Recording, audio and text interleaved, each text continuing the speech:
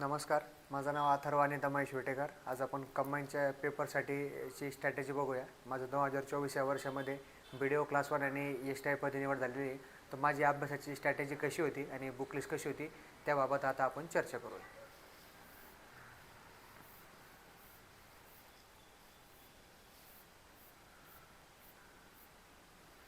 2024 राज्यसेवा परीक्षेमध्ये 120 मार्क मला मिळाले होते. कंबाईनच्या परीक्षेमध्ये 72 मार्क. इथं मी एवढा स्कोर कसा करू शकलो त्याच्याबद्दल आपण आता मुख्यत्वे बोलूया. आणि गटकाच्या पेपरमध्ये 61.5 मार्क होते मला. आणि आता आपण बघूया पुढं.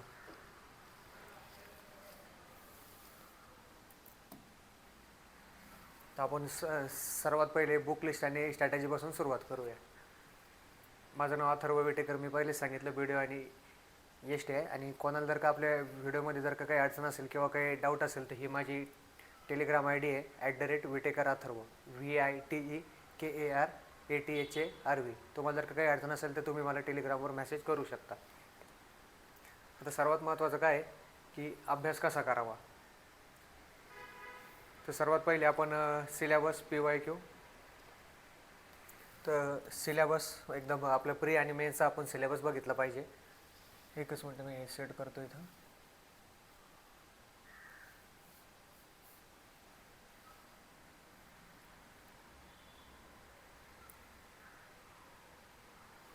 हां, तर सर्वात महत्त्वाचं आपण इथं सिलेबस बघितला पाहिजे.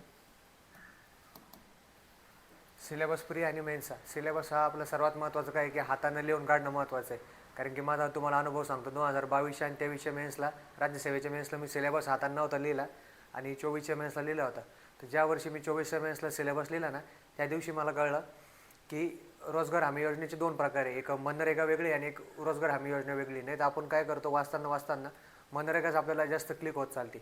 त्याच्यामुळे असे जे बारीक बारीक पॉईंटवर माणसाचं लक्ष हे आपण जेव्हा सिलेबस हाताने लिहितो का तेव्हा जातो.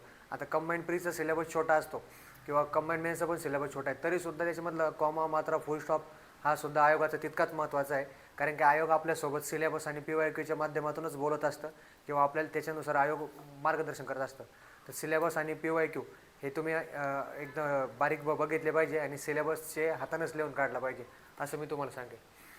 एकदा सिलेबस झाला का मग त्या टॉपिकची PYQ बघायचे.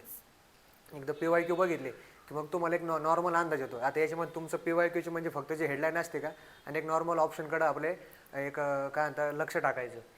नंतर डाटा, पुस्तके व इतर अभ्यास साहित्य. जे आपले पुस्तके असणार आहे किंवा जे अभ्यास साहित्य आहे ते एकदा 2-3 वेळेस ना एकदम कोरे वाचून घ्यायचे. कोरे म्हणजे विदाऊट अंडरलाईन आणि विदाऊट हायलाईट करता. मग तुम्ही 4थ्या रीडिंगला अंडरलाईन करू शकता आणि 5व्या रीडिंगला त्याला हायलाईट करून विथ नोट्स काढू शकता. आता तुम्हाला वाटेल की हे लेंदी प्रोसेस आहे, एवढा वेळ कुठं असणार आहे. पण मी माझा वैयक्तिक अनुभव सांगतो, तुम्ही एकदाच चांगला अभ्यास करा, तो अभ्यास तुम्हाला लाईफ टाईम कामा येणार आहे. तुम्ही जर का दरवेळेस भरभर केलं तर त्याचा काही फायदा होणार नाही आणि आपले वर्ष आपण ह्याच चक्रव्यूहामध्ये अडकलेला असतो. त्याच्यापेक्षा एकच वर्ष चांगला अभ्यास करा आणि चांगला एकदा हे थोडा डिटेल अभ्यास केला ना आणि एकदा प्रॉपर अभ्यास केला तर आपल्या पुढच्या गोष्टी ॲटोमॅटिक आपल्याला सोप्या होत चालतात. नंतर डाटा वगैरे वाचलं का मग रिपीट PYQ बघायचे. नंतर जसं सांगितलं तसं अभ्यासिकेच्या हस्तलिखित नोट्स पाहिजे. कोणाच्या नोट्स भेटल्या टेलिग्रामला मार्केटमध्ये किंवा एखाद्या चांगल्या क्लासेसच्या नोट्स असतात, एखाद्या कोणाच्या जरी नोट्स असेल तर ते आपल्या आपल्या काय म्हणतात आपल्या स्वतःच्या हातानं ते परत लिहून काढायच्या. ॲज इट इज लिहिल्या, पाहून लिहिल्या तरी चालेल. पण जेव्हा तुम्ही हातानं लिहिता ना तेव्हा तुमचं हात आणि ब्रेन तुमचा सोबत चालत असतो आणि ते कॉन्सन्ट्रेशन व्हायला आपल्याला मदत होते. नंतर त्याच याची ते आपले जे नोट्स असतात ना त्याच्यामध्ये PYQ वगैरे ॲड करून घ्यायचे. म्हणजे जे PYQ मागच्या वर्षी आलेले आणि कमीत कमी हे करायचं. समजा तुम्ही 100 पानं वाचले तर आयडियली 10 ते 12% तुमच्या नोट्स झाल्या पाहिजे. तुमच्या स्टार्टिंगला बरोबर आल्या चुकले हे नो मॅटर्स, पण तुम्ही नोट्स काढणं सर्वात महत्त्वाचं आहे. म्हणजे मी जर का 2400 आयटमला पास का बरं आलो, 2200 आणि 2300 आयटमला पास का बरं आलो, तर एका शब्दात जर का मला कोणी विचारलं तर मी सांगेल की मी नोट्स काढले होते म्हणून. त्यानुसार माझी अशी इच्छा आहे की तुम्ही सर्वांनी सुद्धा नोट्स काढा. नंतर त्याचे रिव्हिजन मल्टिपल टाईप्स. नंतर काय करायचं, टेस्ट सिरीज कोणती पण आहे ना, म्हणजे जे मार्केटमध्ये सध्या त्यांचा चांगला ट्रेंड चालू आहे वगैरे, त्या कोणत्या पण 2 टेस्ट सिरीज लावायच्या आणि शक्यतो ऑफलाईन लावा. म्हणजे काय होतं, आपण जे एक्झाम हॉलमध्ये ज्या चुका करणार आहे किंवा आपली जी भीती वाटणार आहे, पाय थरथर कापणार आहे किंवा हाताला घाम येणार आहे, ते ज्या सिली मिस्टेक चुका वगैरे किंवा बाकीची जी एन्झायटी असते ना ते त्या टेस्ट सिरीजच्या हॉलमध्येच निघून जाते. आणि इथं पुण्यामध्ये किंवा आता भरपूर ठिकाणी जिल्ह्याच्या गावांना पण एक शाळा भाड्यानं घेऊन त्या शाळेमध्ये दर रविवारी टेस्ट सिरीज होती. आणि टेस्ट सिरीज सगळ्यात महत्त्वाचं आहे की तुम्ही क्वेश्चन पेपर सॉल्व करताना जेव्हा 100 प्रश्नाचा, तो आयोगाच्या वेळामध्येच केला पाहिजे. जसं आपला रविवारी 11 ते 12 वेळ असतो आणि मेन्सच्या पेपरचा सकाळी 11 ते 12 आणि दुपारी 3 ते 4 का 4 ते 5 असतो. तर त्या हिशोबानं आपण त्याच वेळेत जर का केलं ना तर ते ॲटोमॅटिक आपली ती सवय पडून जाते आणि ते एक्झाम हॉलमध्ये आठ व्हायला आपल्याला ती फार मदत होत असते. टेस्ट सिरीजचं सर्वात महत्त्वाचं काय, सरावासाठी आणि टाईम मॅनेजमेंटसाठी टेस्ट सिरीज आवश्यक आहे. टेस्ट सिरीजचे मार्क मनावर घ्यायचे नाही. म्हणजे एखाद्या टेस्ट सिरीजमध्ये तुम्हाला 40 मार्क येऊ शकतात, एखाद्या टेस्ट सिरीजमध्ये 80 मार्क येऊ शकतात. पण टेस्ट सिरीज कधी तुमचा आयोगाचं पेपर डिसाईड करत नसतं. टेस्ट सिरीजमध्ये फक्त हेच आहे की मी वाचतेलं मला आठवतं आहे का, मला ते एक्झिक्यूट करता येतं आहे का, आणि दुसरी गोष्ट माझा टाईम कवर होतो आहे का, मॅथ रिजनिंगला मला टाईम पुरतो आहे का. तर याच्यासाठी टेस्ट सिरीज महत्त्वाची असते. त्याच्यामध्ये किती मार्क आले, काय मार्क आले ते नो मॅटर. आयोगाचा पेपर मी निश्चित पण सांगू शकतो की टेस्ट सिरीजपेक्षा थोडा सोपाच असतो, कारण की मी इथं पुण्यातही भरपूर टेस्ट सिरीजला होतो. तर ही गोष्ट मला वारंवार प्रकर्षानं जाणवली. आता माझी बुक लिस्ट बघू प्रत्येक विषयाची.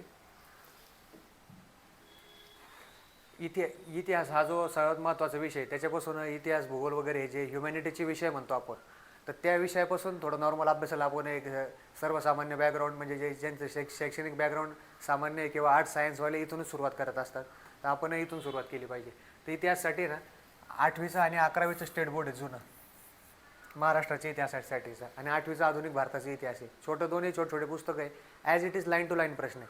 आणि 11वीचं जे जुनं स्टेट बोर्ड आहे ना, त्याच्यामधला पहिला धडा आणि दुसरा धडा हा प्राचीन मध्ययुगीनशी संबंधित आहे. तो न वाचता समाज सुधारक किंवा बाकीचे जे चॅप्टर आहे महाराष्ट्र इतिहास वगैरे, तर तो आपल्या मुलांनी डिटेलमध्ये वाचणं अपेक्षित असतं. त्याच्यावर लाईन टू लाईन प्रश्न कशाला म्हणतात, त्याचं उत्तम उदाहरण 11वीचं इतिहास विषयाचं जुनं स्टेट बोर्डचं पुस्तक आहे असं मी म्हणेन. नंतर समाधान महाजन सर, याच्या बाहेर प्रश्न जात नाही या पुस्तकाच्या. त्याच्यामध्ये आता आमच्या वेळेस एक पार्ट होता, आता सध्या सरांनी 2 पार्ट केलेले आहे. तर समाधान महाजन सरचं जे पुस्तक आहे ते आपण PYQच्या धरूनच ते पुस्तक काढलेलं आहे. तरीसुद्धा आपण PYQ वाचायचे आणि मग समाधान महाजन सरांचं पुस्तक जर का वाचायला घेतलं तर जसं सांगितलं की 2-3 वेळेस वाचायचं, मग अंडरलाईन हायलाईट, मग त्याच्या नोट्स काढायच्या. आता हिस्ट्रीच्या नोट्स काढणं थोडे अवघड आहे किंवा जास्त टाईम लागतो त्या प्रोसेसला. पण एकदा जर का तुमच्या नोट्स जर का तयार झाल्या ना, तर समाधान महाजन सरांचं पुस्तक नंतर तुम्ही 4 ते 6 घंट्यामध्ये पूर्ण रिव्हिजन मारू शकता. हे असं मी तुम्हाला नक्की सांगेल. त्याचे दोन्ही पार्ट चांगले करायचे. आणि जेव्हा तुम्हाला वेळ आहे, आता समजा एक्झाम तुमची काय म्हणतात 3-4 महिने बाकी आहे किंवा मेन्सला 3-4 महिने बाकी आहे, तर तेव्हा काय करायचं, किंवा जे आपले नवीन अभ्यास करणारे विद्यार्थी आहे ना, त्यांनी घाटाळ सरचं पुस्तक आहे महाराष्ट्राचा इतिहास, तर ते चांगलं करायचं आहे. घाटाळ सरांच्या पुस्तकाने काय होतं, आपली बॅकग्राऊंड स्टोरी तयार होती आणि मनामध्ये एक ते हिस्ट्रीचे जे इंटरलिंकेज म्हणतो का आपण, तर ते इंटरलिंकेज आपलं घाटाळ सरांच्या पुस्तकातून त्याच्यामध्ये आपलं कव्हर होतं. आता आपण येऊ भूगोल विषयाकडं. भूगोलसाठी दीपस्तंभ प्रकाशनचं भारत आणि महाराष्ट्राचं पुस्तक आहे. तर आता आपले कंबाईनवाले मुलं काय करतात, भारताच्या भूगोलला जास्त प्राधान्यच देत नाही. तर ते विषय जेव्हा कंबाईनला सिलेबस बदलला होता तेव्हा भारताच्या भूगोलावरच मला वाटतं 7 ते 8 प्रश्न होते आणि महाराष्ट्राच्या भूगोलावर 2 ते 3 प्रश्न होते, जे की 2022 आधी उलटं राहायचं, 2-3 भारताला 7-8 महाराष्ट्राला. पण आता इथं उलटं झालं होतं. 7 ते 8 प्रश्न जेव्हा भारताच्या भूगोलावर येतात तेव्हा आपल्याला भारताचं भूगोल चांगल्या पद्धतीने अभ्यासणं महत्त्वाचं आहे. आता कोणत्याही पुस्तकमध्ये एक अनुक्रमणिकेमध्ये 25-30 चॅप्टर असतात, तर आपण काय करायचं, अनुक्रमणिका एकदा वाचून घ्यायची आणि PYQ ज्या चॅप्टरवर आलेले 25-30 पैकी समजा 10 ते 15 चॅप्टरवर PYQ आले किंवा 10 चॅप्टरवर आले, तर तेवढे 10 चॅप्टर चांगले करायचे.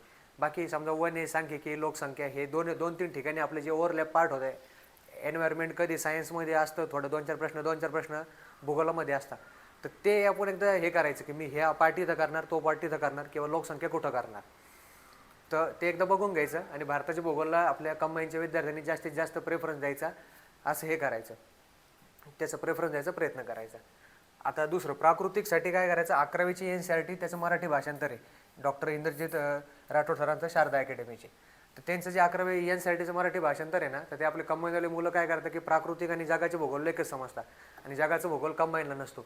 पण ते प्राकृतिकमध्ये ज्या काय म्हणतात ज्या कन्सेप्ट आहे, समुद्राचे काय म्हणतात पाण्याचे खनन कार्य, भरण कार्य, वहन कार्य किंवा वाऱ्याचे कार्य, तर त्या ज्या बेसिक हे असतात कन्सेप्ट, तर त्या इथून कवर होतात. आता साधी गोष्ट आहे, पुळण म्हणजे बीच आहे. आपण बीच नेहमी बघत असतो किंवा बीचबद्दल आपल्याला माहिती असते, पण ते बीच हे पाण्याचं काय म्हणतात खनन कार्य, वहन कार्य का भरण कार्य, तर ह्या गोष्टी आपल्याला समजत नाही. तर ते एकदम बेसिक प्रश्न असतो, तो प्रश्न या पुस्तकातून कवर होणार.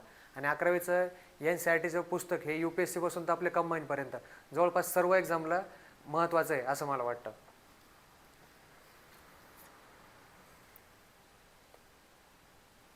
जर का एखाद्याला झूमचा प्रॉब्लेम असेल किंवा अक्षर जर का स्पष्ट दिसत नसेल तर तुम्ही त्या हिशोबाने ॲडजस्ट करा तुमच्या मोबाईलची क्वालिटी यूट्यूबला.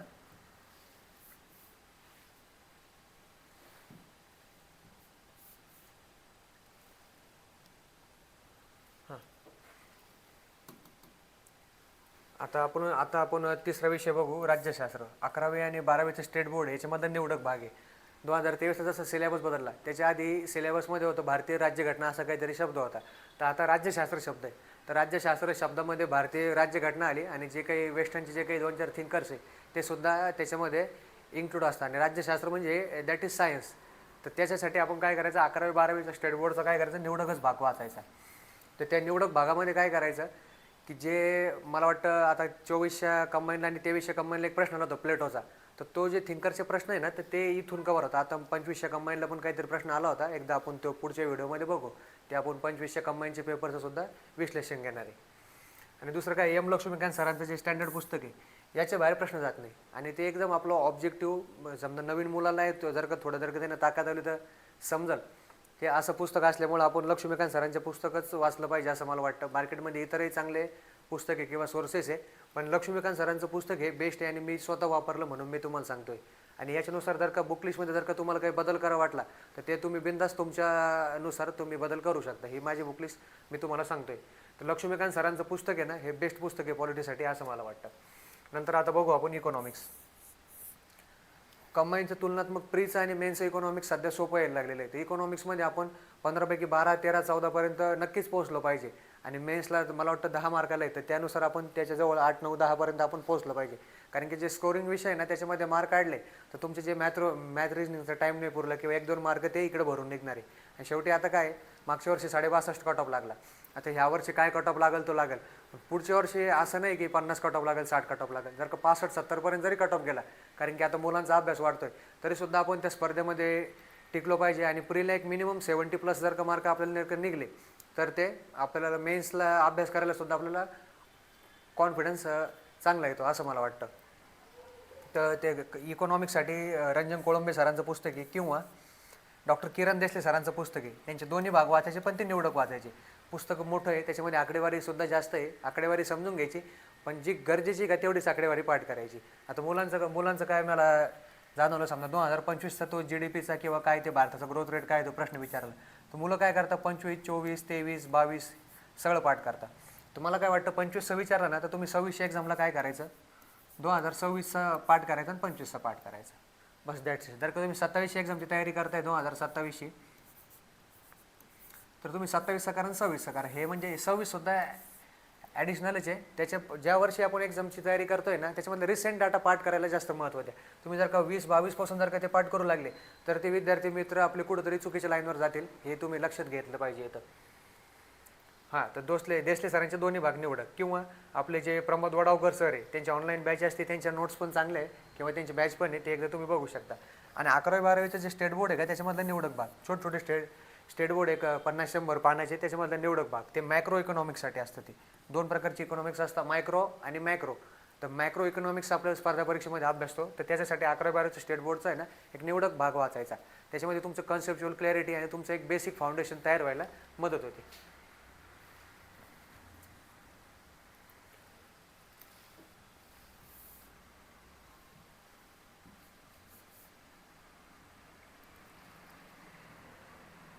हां, सामान्य विज्ञान 6वी ते 12वीचं स्टेट बोर्ड किंवा NCERT किंवा डॉक्टर सचिन भस्के सरांचं पुस्तक आहे, एकदा तुम्ही ते पुस्तक बघून घ्यायचं. ते भस्के सरांचं पुस्तक किंवा 6वी ते 12वीचं स्टेट बोर्ड किंवा NCERT तिन्हीपैकी कोणतं तरी एकच वाचायचं. आणि विज्ञानचं काय आहे, विज्ञान हा आपल्याला 15पैकी जर का 5-6 मार्क पडले तो स्पर्धेमधून बाहेर काढतो. पण तेच जर का तुम्ही विज्ञानला 10, 11, 12पर्यंत जर का स्कोर करू शकले तर तुम्हाला ते निश्चितच विज्ञानमुळं तुम्ही पास होणार आहे. माझा अनुभव सांगतो, 23ला मला कंबाईन प्रीला 60 मार्क होते. मी यासारखे सुद्धा मेन्सला मला म्हणजे प्रीला जिथं कट ऑफ लागला का तिथून पुढे 1.5 मार्क होते, 58.5 कट ऑफ होता आणि मला 60 मार्क होते. तर तेव्हा मला विज्ञानला फक्त 0.5 मार्क आले होते. बाकीच्या विषयामुळे माझं ते विज्ञानचे मार्क भरून निघले आणि ते माझा कट ऑफ निघून गेला. पण 2400 प्रीला कंबाईनच्या प्रीला मला 12.5 मार्क आहे, म्हणजे अर्धा मार्क ते जो 12.5 मार्काचा प्रवास आहे ना, तर मी प्रॉपर एक बॅच केली होती आणि हातानं नोट्स काढल्या होत्या. हातानं नोट्स काढल्यास मला फायदा असा आला की विज्ञानमधल्या ज्या बेसिक गोष्टी त्या मला तिथं समजायला मदत झाल्या. कारण की आपण कॉलेजला दुसऱ्या प्रकारचं विज्ञान वाचतो किंवा कॉलेजमध्ये आपण एका रात्रीचा अभ्यास करून सकाळी पास होतो, हे प्रकार तिकडे कॉलेजला जगतात. पण स्पर्धा परीक्षेमध्ये प्रॉपर कॉम्पिटिशन असल्यामुळे इथं प्रॉपरच अभ्यास करणं महत्त्वाचं आहे. तर विज्ञान विषयात जर का तुम्हाला साथ दिली ना प्रीला पण आणि मेन्सला पण, तर तुम्ही 100% त्या फायनल लिस्टमध्ये असणार आहे, असा मला विश्वास आहे. आता चालू घडामोडी सिम्प्लिफाईडचं इयरबुक येतं किंवा त्यांचं जे पुढचं जे त्रैमासिक वगैरे ते येतं. तर चालू चालू घडामोडीच काय करायचं, वारंवार PYQचं ट्रेंड बघायचा. असं एक चार्ट करायचं, आपलं A4 साईजचं पेज घ्यायचं. असं 2022, 23, 24 किंवा आता मागच्या 2-3 एक्झाममध्ये कसे कसे प्रश्न विचारले तर ते बघायचं. ते इथं असं वन लाईनरमध्ये लिहून घ्यायचं. आता करंटचे PYQ किंवा त्याचा पॅटर्न रिपीट होत नसतो, पण तुम्हाला हे समजलं पाहिजे की भारतरत्नाच्या पुरस्कारावर कसे प्रश्न विचारता, किंवा तिकडं अमेरिकन ओपन ज्या टेनिसच्या स्पर्धा असतात, किंवा इकडे एखादा जर का दादासाहेब फाळके पुरस्कार भेटला त्याच्यावर कसे प्रश्न विचारतात ते तुम्हाला इथून ट्रेंड अभ्यास होतो. नाही तर एका पुरस्काराच्या PDF मध्ये 100 फॅक्ट्स असतात आणि 100 फॅक्ट्स आपण लक्षात ठेवणं अपेक्षित नाही. त्याच्यापैकी ज्या 4च फॅक्ट्स महत्त्वाचे आहे ते आपण तिथं अपेक्षित आहे. तर तुम्ही जर का असं पेज जर का ॲनालिसिस केलं की 2024च्या कंबाईनला कसं आलं होतं, 25च्या कंबाईनला गटकाला किंवा राज्यसेवेला, तर तुम्हाला एक ते जेव्हा तुम्ही स्वतः ॲनालिसिस करता ना, कोणी स्पून फिडिंग करायपेक्षा, तर ते तुम्हाला जास्त लक्षात राहायला मदत होती असं मला वाटतं. तो वारंवार PYQचा ट्रेंड बघून अभ्यासावे, रोज सराव करायचा ज्यांना गरज आहे त्यांनी. निवडक मुद्दे हायलाईट करून 3 वेळा त्याचं ग्रुप डिस्कशन करायचं. हा 3 वेळा का बरं? कारण की तुम्ही जेव्हा ग्रुप डिस्कशन करता ना, तेव्हा दरवेळेस नवीन नवीन गोष्टी कळतात आणि करंट हा पूर्णपणे नवीन आणि दरवर्षी बदलणारा विषय असतो. त्याच्यामुळे डिस्कशननं ते आपल्याला जास्त फायदा होतो. आता 2023च्या राज्यसेवेच्या प्रीला मला 15 पैकी 14 प्रश्न करंटचे बरोबर होते आणि 24च्या प्रीला 15 पैकी 11 प्रश्न बरोबर होते. म्हणजे 24चं करंट खरंच अवघड होतं. आमच्या मित्रांना जे सिलेक्टेड आहे ऑलरेडी त्यांना एक 4-5 मार्क पडले, तिथं मी 11 मार्क स्कोर करू शकलो. त्याचं कारण आहे की प्रॉपर अभ्यास, सिम्प्लिफाईडचं इयरबुक आणि त्याचं हायलाईट करून ठेवलं. आणि ज्यांना वेळ असेल त्यांनी करंटच्या जर का नोट्स काढल्या तर अजून उत्तम आहे. फक्त करंटमध्ये काय आहे की काय नाही वाचायचं हे ज्याला कळलं ना तो लवकर पास होतो. आता तिथे IAS ऑफिसरच्या नियुक्त्या होत्या किंवा IPS अधिकाऱ्यांच्या नियुक्त्या होत्या, तर ते वाचणं अपेक्षित नसतं. जिथं घटनात्मक बॉडी आयोग आहे किंवा PYQ बघून त्याचा ट्रेंड अभ्यासायचा. तर PYQमध्ये पण आपण आता पुढचं कंबाईन राज्यसेवा आणि गटकाचं पेपर विश्लेषण घेणार आहे. तर त्याच्यानुसार पण काय वाचायचं नाही महत्त्वाचं हे मी तिथं सांगेलच. पण एक तुम्ही करंटचा असर का अभ्यास केला तर तुमचं करंटमध्ये नक्कीच स्कोअर तुम्हाला येऊ शकतो. आता उदाहरणार्थ पुरस्कारावर हमखास हे काय म्हणतात क्वेश्चन येतात, तर त्यातील नेमकी कोणती माहिती व फॅक्ट्स विचारता हे तुम्हाला रोज PYQ बघून कळणार आहे. त्याच्यामुळे करंटचे PYQ सुद्धा तितकेच महत्त्वाचे हे आपले विद्यार्थी मित्रांनी इथे लक्षात घ्यावं. आता राहिलं सर्वात महत्त्वाचा विषय गणित आणि बुद्धिमत्ता. त्यासाठी सचिन ढवळे सरचे पुस्तक आहे, वर्कबुक आहे वगैरे वगैरे, त्यांच्या 2-3 गोष्टी तर त्या चांगलं पुस्तक आहे. आणि रोज सराव करायचा आणि बुद्धिमत्तापेक्षा अंकगणिताला वेळ द्यायचा. आपण काय करतो, मॅथ रिजनिंगची तयारी करायला बसतो आणि ते बुद्धिमत्ताच करतो. बुद्धिमत्ता सोपं असतं, सगळ्यांनी येतं म्हणून ते करतो. पण पोरांचा कार्यक्रम मॅथमुळं होतो असं वाटतं मला. त्यानुसार मुलांनी आपल्या मॅथला जास्त महत्त्व दिलं पाहिजे आणि मॅथच तुम्हाला पास करणार आहे. रिजनिंग प्रत्येकाला येत असतं, रिजनिंगचे गणित नॉर्मल टाईम कन्झ्युमिंग असतात. पण तुम्हाला जर का मॅथची ट्रिक कळली ना तर तुम्ही एक 20, 25, 30 सेकंदामध्ये तुम्ही गणित सोडवून आणि गोल करून तुम्ही पुढे जाणार आहे. तर आपल्या विद्यार्थी मित्रांनी अंकगणिताला जास्त वेळ द्यायचा असं वाटतं मला. आता आपण मुख्य परीक्षेची बुक लिस्ट बघू. मराठीसाठी मोरा वाळंबे सरांचं पुस्तक आहे व्याकरण आणि शब्दसंग्रहाचं, तर ते एकदा बघून घ्यायचं. आणि त्याच्यामध्ये व्हॅल्युएशन काय करायचं, आपले नामदेव जाधव सरांच्या किंवा सोलाट सरांच्या नोट्स आहे किंवा त्यांचे क्लास पण आहे, तर त्यांचे क्लास बघून काय करायचं त्याच्यामध्ये व्हॅल्युएशन करून टाकायचं आणि जे मेन कन्सेप्ट वगैरे जे क्लिअर आहे तर ते एकदा बघायचं. आणि विश्लेषणचं पुस्तक आहे अप्पा हातनोरे सरचं किंवा उदय कदम सरचं, झिरो एरर मराठी किंवा यांचं लोकसेवा पब्लिकेशनचं, ते एक विश्लेषणचं पुस्तक प्रॉपर बघायचं की PYQ कशी येत आहे, आपण कसा अभ्यास करायला पाहिजे त्यानुसार ते बघायचं एकदा. आणि शब्दसंग्रहासाठी नामदेव जाधव सरांचं बॅच आहे किंवा त्यांच्या नोट्स पण आहे, त्या बेस्ट ऑफ द बेस्ट आहे. शुद्ध शब्द वगैरे त्यांनी तिथं चांगली शिकवलेली. आता इंग्लिश बघू आपण. आता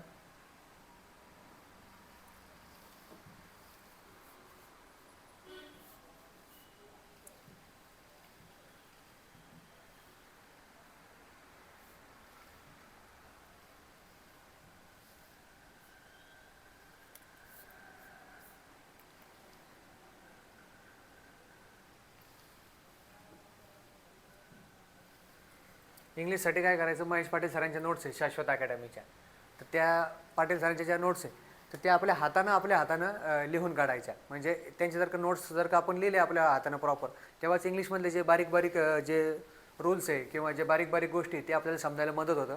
आणि दुसरी गोष्ट काय महत्त्वाची आहे की ती इंग्लिशमध्ये ग्रामर सगळ्यांना येतं, पण जे इंग्लिशचं जे आपलं होकॅब आहे, होकॅबमुळं आपले जे मराठी माध्यमातले जे विद्यार्थी असतात त्यांना कुठंतरी नुकसान होतं. तर ते इंग्लिश होकॅबसाठी काय करायचं, म्हणजे मी वैयक्तिक काय केलं होतं, सर्व एक्झामच्या PYQच्या स्वहस्ताक्षरामध्ये नोट्स काढल्या होत्या. सर्व एक्झाम म्हणजे कोणकोणत्या, MPSC, UPSC मधले CDS किंवा आपली CSCची एक्झाम होती civil सर्व्हिसची, CAPF, SSC, TCS, IBPS, CET आणि इतर म्हणजे जे लॉची CET वगैरे किंवा आपली जी 10वी 12वी CET होती, त्याच्या 1984 ते 2026 किंवा आतापर्यंत जो रिसेंट पेपर आहे ते सगळ्या PYQच्या हातात नोट्स काढायच्या आणि तेवढेच चांगले पाठ करायचे. आणि ते PYQच्या नोट्स काढल्या का तर आपलं 1-2 मित्रांचा ग्रुप असतो डिस्कशनचा, तर त्याच्यामध्ये त्याच्या शब्दाचा फोड करायची काय म्हणतो प्रयत्न करायचा. जसं उदाहरणार्थ आपण फोबियाचे 100 शब्द आहेत, आपण 100 शब्द पाठ करतो. ते 100 शब्द पाठ न करता फोबिया म्हणजे भीती आणि मनिया म्हणजे आवड हे आपल्याला जेव्हा समजलं ना, तर आपल्याला फक्त ते समोरचे शब्द पाठ करायचे असतं गरज. असं तुम्ही शब्दांची फोड जर का करून शिकले तर तुम्हाला एक कोणताही शब्द ॲटोमॅटिक लक्षात राहायला मदत होती आणि त्याला काहीतरी ट्रिक लावायची. म्हणजे ती ट्रिक चांगली असेल वाईट असेल नो मॅटर, आपला उद्देश काय आहे की माझी ट्रिक लक्षात राहिली पाहिजे आणि पेपरमधला माझा क्वेश्चन बरोबर आला पाहिजे. हे आपला इथं उद्देश असला पाहिजे विद्यार्थी मित्रांचा. हे प्रश्न तुम्हाला काही जण पुस्तके सरांचं किंवा इतर कोणत्याही जे PYQचे पुस्तके त्याच्यामध्ये तुम्हाला ती मिळू शकता. आता राहिला पॅसेज आणि उत्तरे, सर्वात दुर्लक्षित पार्ट मेन्समधला. तर पॅसेज आणि उत्तरेसाठी काय करायचं, 5 पैकी आपले 4 तर नक्कीच बरोबर आले पाहिजे. आणि ते तर इंग्लिश मराठीचे पेपरची पण खासियत काय की तू विदाऊट जर का टाईममध्ये आले नाही तर काय फायदा नाही, ते विथ टाईममध्ये आपले प्रश्न बरोबर आले पाहिजे. तर MPSCच्या सर्व परीक्षांमधील उत्तरे वेळ लावून सोडवायची. पहिले काय करायचं, भाषा विषयामध्ये सॉल्व्ह करायचे आणि जर का नंतर तुमच्याकडे जास्त वेळ आहे, तुमची तयारी चांगली आहे, तर मग तुम्ही नंतर CSATचे उत्तरे तुम्ही टाईम लावून सॉल्व्ह करू शकता. CSATचं जो उत्तरे मस्त असतात, मराठीमध्ये पण तोच उत्तर आहे, इंग्लिशमध्ये पण तोच उत्तर आहे. तर ते तुम्हाला नंतर ॲनालिसिस व्हायला होतं. आणि उताराची स्ट्रॅटेजी काय की तुम्ही उतार वाचताना तुमचं तन मन आणि धन त्या उतार्यामध्ये आणि तुमचं चित्त त्या पेपरमध्ये पाहिजे, तेव्हाच तुमचा उतारा तुम्हाला समजतो. आता उताराची माझी स्ट्रॅटेजी सांगतो. जो फॅक्च्युअल उतारे पॉलिटिक्सचे वगैरे काही असायचे ना, मी डायरेक्ट प्रश्न वाचायचो, डायरेक्ट उतार्यात ते उत्तर शोधायचो फास्टमध्ये. पण जर का एखादा ॲनालिसिसवाला उतारा असेल किंवा उतार्याचा सार काय, लेखकाला काय म्हणायचे, तर त्यासाठी तुम्हाला पूर्ण उतारा वाचणं मस्ट आहे. त्याकडे काय करायचं, प्रश्नाकडे एक नजर मारून घ्यायची की उतार्यासाठी काय महत्त्वाचं आहे किंवा उतार्यामध्ये काय विचारलं, त्यानुसार आपले मॅक्सिमम प्रश्न बरोबर येतील असं मला विश्वास आहे. आता विज्ञान आणि तंत्रज्ञान, तर तंत्रज्ञानासाठी डॉक्टर सचिन भस्के सरांचं पुस्तक आहे. ते पुस्तक चांगलं आहे की तुम्ही वाचू शकता. काय 100च पानाच्या आसपास काहीतरी त्याची लेंथ आहे आणि त्या पुस्तकातून बऱ्यापैकी किंवा 100% याचे प्रश्न कव्हर होता. पर्यावरण, 11वी आणि 12वीचं पर्यावरणचं पुस्तक आहे स्टेट बोर्डचं, त्याच्यामधलं निवडक पार्ट वाचायचा आणि कोणत्याही क्लासेसच्या नोट्स वाचा तुम्ही, किंवा डॉक्टर तुषार घोरपडे सरांचं पुस्तक आहे त्याच्यामधलं निवडकच भाग वाचायचा. पर्यावरण सोपं असतं, त्याच्यामध्ये मार्क आले पाहिजे, जे बेसिक प्रश्न असतात. आता हवेमध्ये कोणत्या वायूचं सर्वात जास्त प्रमाण आहे, तर आपला जो हे तर तो वायू एकदा बघून घ्यायचा. आणि दुसरी गोष्ट एकदा विचारलं होतं की कोणता पॉइझनस वायू नाही, तर आपल्या हवेमध्ये जो वायू असतो जो काय म्हणतात ऑक्सिजनसारखा किंवा जो 78% वायू तो असतो, तर त्यानुसार आहे ना, तर तो वायू पॉइझनस नसणार आहे. तो पॉइझनस असता तर आपण जिवंतच नसतो. तर हे तुम्हाला तिथं कळलं पाहिजे. मला वाटतं एक 2300 मेन्सचा प्रश्न एकदा तो तुम्ही बघून घेताल. 2300 कंबाईन मेन्सचा का घटकाचा प्रश्न आहे. आता कायदे, RTI आणि RTS. तर कायद्याचं काय करायचं, ज्ञानेश्वर पाटील सरांचं पुस्तक आहे गुरुकुल प्रबोधिनीचं, किंवा दिलीप खाटेकर सरांच्या नोट्स आहे. आणि त्याच्यामध्ये काय आहे की कायद्याचं कन्सेप्ट समजून घ्यायची एकदा आणि PYQ बघायची. पहिले जेव्हा PSI STIला जेव्हा वेगवेगळे काय म्हणतात हे असायचे कायदे, तेव्हा प्रश्न फार डिटेल जायचा आयोग RTSमध्ये. तर आता तेवढं डिटेल जाणं अपेक्षित नाही आहे. तर हे विद्यार्थी मित्रांनी तर समजलं पाहिजे. नाही तर आपण ते शेवटचे कलम पण पाठ करतो, जे शेवटचे 5-7 कलम कोणत्याच कायद्यामध्ये महत्त्वाचे नसतात. ते एकदा समजून घ्यायचं कोणतं पाठ करायचं. खाटेकर सरांचं मला वाटतं यूट्यूबला व्हिडिओ पण असेल, एकदा तो बघून घ्या आणि त्याचे कन्सेप्ट समजलं का मगच त्याच्यावर चांगला रट्टा मारायचा म्हणजे पाठांतर करायचं. आता राहिला सगळा विषय बॅचेस आणि क्लासेस. तर सब्जेक्ट वाईज किंवा इंटिग्रेटेड बॅचेस किंवा सब्जेक्ट वाईज आवश्यकतेनुसार करा. पहिले त्या सरांचं काय करायचं, यूट्यूबची व्हिडिओ एकदा बघून घ्यायचे आणि जर का तुम्हाला आवडले तरच त्यांची बॅच आपण परचेस करून घ्यायची. बॅचनं काय होतं, जी गोष्ट आपल्याला समजत नाही किंवा जी गोष्ट समजायला आपल्याला टाईम लागणार आहे, ते शिक्षक लोक कमी वेळात आपल्याला ती गोष्ट समजून सांगतात आणि आपल्याला पास व्हायला जास्तीत जास्त मदत होती. तर त्यानुसार जसं तुम्हाला मी सांगितलं बुकलिस्ट वगैरे, तर तुम्ही तुमच्या हिशोबानं तुमचं कोणी मोठा भाऊ वगैरे किंवा कोणी मेंटर असेल किंवा यूट्यूबला विचारा, इथं पुण्यामध्ये विचारा. तर ज्यांची तुम्हाला बॅच चांगली वाटली त्यांची बॅच करून घ्या शक्यतोवर. बॅचनं काय होतं, आपल्याला ते यशाकडे जायला थोडं लवकर मदत होती. सेल्फ स्टडीपेक्षा बॅच करणं कधी पण चांगलं, असं मी वैयक्तिक सांगेल तुम्हाला. हां, आता तुम्ही गरजेनुसार बॅचेस बुक स्ट्रॅटेजीमध्ये तुमचं बदल करू शकता. हे माझी स्ट्रॅटेजी होती, मी जशी फॉलो केली तसं मी तुम्हाला सांगतोय. पण तुम्ही आवश्यकतेनुसार नक्कीच बदल करू शकता, काही प्रॉब्लेम नाही. आणि पुण्यात जर का असेल तर ऑफलाईन बॅच करण्यास उत्तम आहे, कारण की ऑफलाईनमध्ये आपलं चित्त आणि आपलं मन वगैरे तिथं असतं. कारण की ऑनलाईन जेव्हा आपण टॅब किंवा मोबाईल घेऊन बसतो, तर तेवढं कॉन्सन्ट्रेशन किंवा तेवढं सिन्सिअर डेडिकेशन आणि त्याच टायमिंगला करणं थोडं आपल्याला मुश्किल होऊन जातं. त्यानुसार जर का पुण्यामध्ये असेल तर ऑफलाईनच बॅच करावी. आता आपण माझी स्ट्रॅटेजी बघू. इथं माझी स्ट्रॅटेजी कशी होती अभ्यासाची.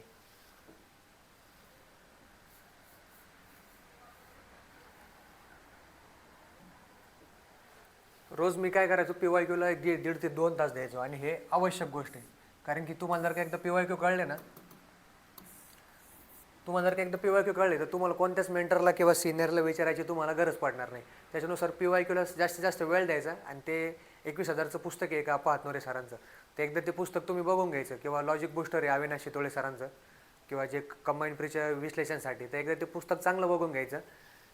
ते काय करायचं, 2चं उत्तर 3, तिसऱ्या प्रश्नाचं उत्तर 4, 10व्या प्रश्नाचं उत्तर 3 नंबर, तसं पाठ नाही करायचं. PYQ कसं विचारलेलं आहे, त्याचं आयोगाचं ट्रेंड काय आहे, मी अभ्यासलं कसं किंवा माझ्या पुस्तकात कसं दिलेलं आहे. आणि दुसरी गोष्ट काय आहे की भविष्यात जर का याच्या आसपास प्रश्न आला किंवा याच्यामध्ये 4 ऑप्शन असतात, सध्या 1 नंबरचं ऑप्शन उत्तर आहे, पण 2, 3, 4 नंबरच्या ऑप्शनहून जर का प्रश्न तयार झाला किंवा प्रश्नाहून जर का ऑप्शन तयार झाला, तर ते आपलं ते बाकीचे 3 ऑप्शनसुद्धा आपलं ॲनालिसिस पाहिजे. आणि तुम्हाला एक माझा अनुभव सांगतो की हा प्रश्न आहे आपल्या MPSCच्या यावर्षी हेडलाईनमध्ये, आणि हे 1, 2, 3, 4 असे ऑप्शन आहे आपल्याला. तर पुढच्या वर्षी काय होतं, हे ऑप्शन आहे ना, हे जातं हेडलाईनमध्ये, हेडलाईन्समधले जे माहिती असते ते ऑप्शनमध्ये. तर हे जर का तुम्हाला एकदा समजलं नाही, हे यांचं शटल कसं होतं किंवा यांचं काय म्हणतं रिपिटेशन कसं होतं, तर तुम्हाला ते अभ्यास करायला नक्कीच जास्त सोपं आहे. त्याच्यानुसार PYQ हे उघड्या डोळ्यांनी आपण बघायचे असतात. महत्त्वाचं काय, महत्त्वाच्या पॉईंट्सच्या प्रत्येक विषयाच्या स्वहस्ताक्षरात नोट्स असणे महत्त्वाचे, किंवा कोणाच्या नोट्स घेतल्या किंवा मी माझ्या जरी नोट्स तुम्हाला दिल्या, तर जोपर्यंत मी तुमच्या हाताने लिहित नाही तोपर्यंत नोट्स तुमच्या होत नाही. मी माझ्या हाताने लिहिलेल्या नोट्स आहे ते माझ्या नोट्स आहे. जेव्हा तुम्ही तुमच्या हाताने लिहिताल तेव्हाच तुम्हाला ते काय म्हणतात लक्षात राहायला आणि पास व्हायला मदत होते. हे आपले विद्यार्थी मित्रांनी इथं लक्षात ठेवायचं. नोट्स लिहायला किंवा काढायला फार वेळ जातो, हात दुखतो, टेन्शन येतं, फार वेळ जातो, पण नोट्स काढल्याशिवाय कोणी पास होतं असं मला तर काही वाटत नाही. मी तुम्हाला जसं माझा मागचा अनुभव तुम्हाला पहिलेच सांगितलेला आहे. आणि एखादा फार हुशार असेल, त्याला गरज नसेल तर त्यानं नाही काढावं. म्हणजे आपले सर्वसामान्य विद्यार्थी जे प्री पास व्हायला किंवा मेन्स पास व्हायला जे स्ट्रगल करत आहे, त्यांनी नक्कीच हाताने नोट्स काढावं असं मी त्यांना सांगेल. स्वहस्ताक्षर नोट्स असणे अत्यावश्यक आहे बरं का, ही गोष्ट म्हणजे मस्ट कंपल्सरी. रोज 2 तास काय करायचं, ग्रुप डिस्कशनला देणं आवश्यक आहे. आणि गरजेनुसार 15 ते 20 दिवस आधी किंवा 1 महिना आधी तुम्ही डिस्कशन बंद केले तरी पण काही चांगले, तरी पण काही प्रॉब्लेम नाही. मी माझ्या एक्झामच्या आधी 20 ते 25 दिवस आधी माझं डिस्कशन बंद केलं होतं. आणि तुम्हाला डिस्कशनचं सांगतो, डिस्कशनला मॅक्सिमम 3 किंवा 4 जणं पाहिजे, त्याच्यापेक्षा जास्त नको, कमी नको, म्हणजे 2-3 तर काय म्हणतं कंपल्सरीची. डिस्कशनचं एकच आहे की आपल्या पार्टनरची ना आपली स्पर्धा लागली पाहिजे, की मी ही ट्रिक केली, मी तुला सांगतो, तो मला सांगणार आहे. नाही तर भरपूर ठिकाणी कसं मला जाणवलेलं आहे की, किंवा इथं पुण्यामध्ये तसे प्रकार भरपूर होता की समोरचा आपल्याकडून घ्यायचा प्रयत्न करतो, तो आपल्याला काही त्याचं काही आपल्याला नोट्स म्हणा किंवा काही ट्रिक्स वगैरे तर देत नाही. तर आपलं पार्टनरचं मन स्वच्छ पाहिजे आणि त्याची अशी अपेक्षा पाहिजे की तुम्ही दोघांनी सुद्धा काय म्हणतं पास व्हायची, तुमचे तशी अपेक्षा पाहिजे, तेव्हाच त्या माणसासोबत बसायचं. नाही ते एखादं जर का असं असेल तर त्याच्यासोबत नाही बसलं तरी काही प्रॉब्लेम नाही. आपल्या पार्टनरचं आपल्याबद्दल मन स्वच्छ पाहिजे, आपल्या पार्टनरबद्दल मन स्वच्छ पाहिजे. आता आम्ही जे 3-4 बसायचो अभ्यासिकेमध्ये, तर आमचं तिघांचं म्हणजे असं होतं, चौघांचं, की आम्ही एकमेकाला आमची ट्रिक सांगायला स्पर्धा लागायची की अरे मी आज ही नवीन ट्रिक केली, किंवा ह्या गोष्टीला मी असं लक्षात ठेवलेलं आहे, किंवा हा PYQ तिथं आलेला आहे. त्यानुसार आमचं इतकं म्हणजे जे बॉन्डिंग जमलं होतं, त्यानुसार आमचा सगळ्यांचा निकाल आलेला आहे. आणि दुसरी गोष्ट काय की मला वैयक्तिक वाटतं की मुलांनी मुलांसोबत आणि मुलींनी मुलांसोबत डिस्कशन करायचं, म्हणजे मुलींनी मुलींसोबत आणि मुलांनी मुलांसोबत करायचं डिस्कशन. त्यानं काय होतं, एखादी जर का दुसरी ट्रिक असेल किंवा ते असेल तर आपण ते एकमेकांना सांगायला कम्फर्टेबल पाहिजे. आणि दुसरी गोष्ट काय आहे की तिथं अभ्यासच करायचं, तिथं बॉलिवूडच्या गप्पा किंवा पॉलिटिकल गप्पा किंवा सध्या काय ट्रेंडिंगला आहे किंवा कोणाचं काय झालं या गप्पा नको. डिस्कशनला तुम्ही बसले, तुमचं मोबाईल बाजूला पाहिजे, आणि तुम्ही जे 2 तास बसणार आहे तर 2 तासमधला मिनटं आणि सेकंद तुमच्या अभ्यासाच्या कामाला लागलं पाहिजे. नाही तर तुम्ही जर का अभ्यासिकेच्या बाहेर येऊन डिस्कशन करू लागले, बाकीचे गप्पा मारू लागले, तर काहीच फायदा नाही. तर आपण कशासाठी आलेलो आहे, कशासाठी आपण याला बसतोय अभ्यासाला, ते इथं विद्यार्थी मित्रांनी लक्षात घेणं महत्त्वाचं आहे. आणि सगळ्यात महत्त्वाचं काय, अभ्यासाचे स्थळ आणि वेळ फिक्स असावे. म्हणजे रोज जो आपण त्या टायमिंगला अभ्यास करतो त्याच टायमिंगला आपला अभ्यास झाला पाहिजे. आणि सकाळी तुम्ही 6-7 पासून तर रात्री तुम्ही 10-11 पर्यंत, म्हणजे तुमच्या हिशोबाने, कोणी सकाळी 9 ते रात्री 11 करा, किंवा कोणी सकाळी 7 ते रात्री 9 करा, किंवा काय जे तुमच्या हिशोबाने करा, पण शक्यतो रात्री 11 नंतर अभ्यास करू नका. रात्रीचं काय होतं अभ्यासाचं, मी रात्री पण करून बघितलेलं आहे 2-3 पर्यंत, किंवा सकाळी 2-3ला उठून केलं आहे, ते दोन्ही पण मला कधी जमलं नाही. आपली जी शरीरामधली जी नैसर्गिक घड्याळ असते त्याच्या विरोधात जायचा प्रयत्न करायचा नाही. रात्री अभ्यासाचं काय होतं, 11 नंतर झोप वगैरे, अभ्यासाला बसलं कारण थोडं काय म्हणतात झोप नाही येत, आणि असं वाटतं खूप अभ्यास झाला 12-1 पर्यंत. पण जो रात्रीचा अभ्यास असतो ना, तो पेपरमध्ये रिफ्लेक्ट होत नाही असं मला वाटतं. त्यानुसार तुम्ही रात्री 11 मॅक्सिमम 11:30 पर्यंत अभ्यास बंद करायचा आणि 12च्या आधी झोपायचा प्रयत्न करायचा. म्हणजे मी एक त्या यूट्यूबवर तो व्हिडिओ बघितला होता की तुम्ही ज्या दिवशी उठले ना तुम्ही त्याच दिवशी झोपा. म्हणजे कसं आपण रात्री 12च्या नंतर जर का झोपलो तर तो दुसरा दिवस लागतो, तर त्याच्यानुसार 12च्या आधी झोपायचा प्रयत्न करायचा. त्याने आपली शरीराची जी नॅचरल सायकल असते ती आपली चांगली असायला मदत होती. आता ग्रुप डिस्कशनचं मागं सांगितलं आपण.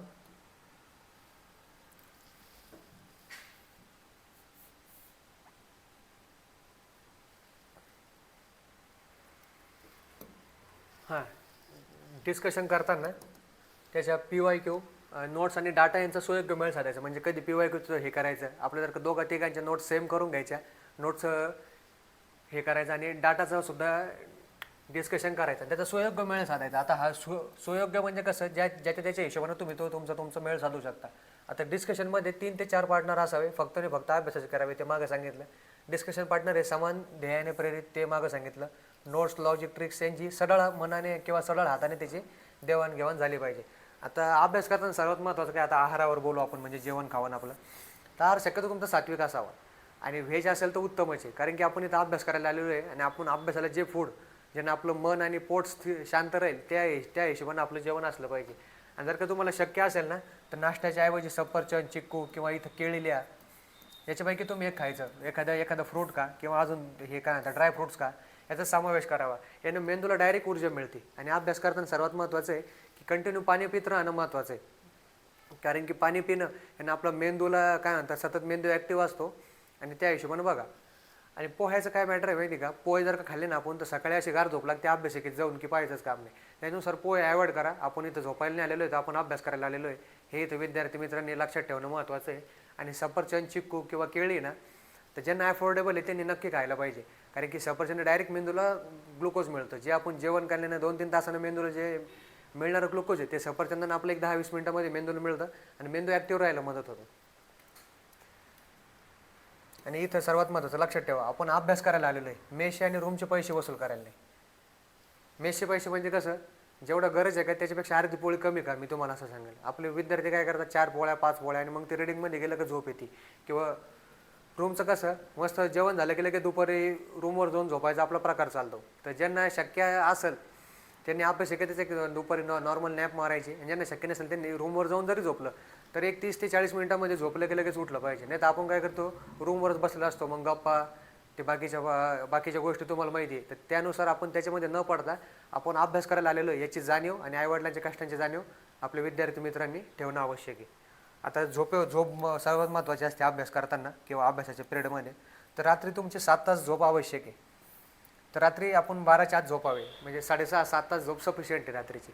आणि दुपारी काय करायचं, 45 मिनिटं ते 1 तास तुमच्या आवश्यकतेनुसार. आता कोणाला दुपारी झोप लागते लागत नाही किंवा कोणाच्या बॉडीचं स्ट्रक्चर कसं असतं, पण झोपेला महत्त्व द्यायचं. कारण की आपण झोप नाही आली ना, आपण जर का तसंच उठून अभ्यासिकेत गेलो ना तर डुलकी येणार, आपला अभ्यास होणार नाही.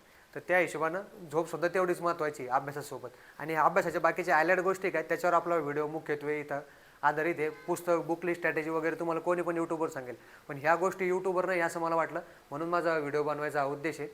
तर तुम्ही त्या हिशोबाने बाकीच्या आलर्ट गोष्टी ना तुम्ही आलर्ट गोष्टीला एकदम मदत करा, तुमचं ॲटोमॅटिक पुढच्या गोष्टी क्लिअर होत चालणार आहे. हे इथं विद्यार्थी मित्रांनी लक्षात ठेवणं महत्त्वाचं आहे.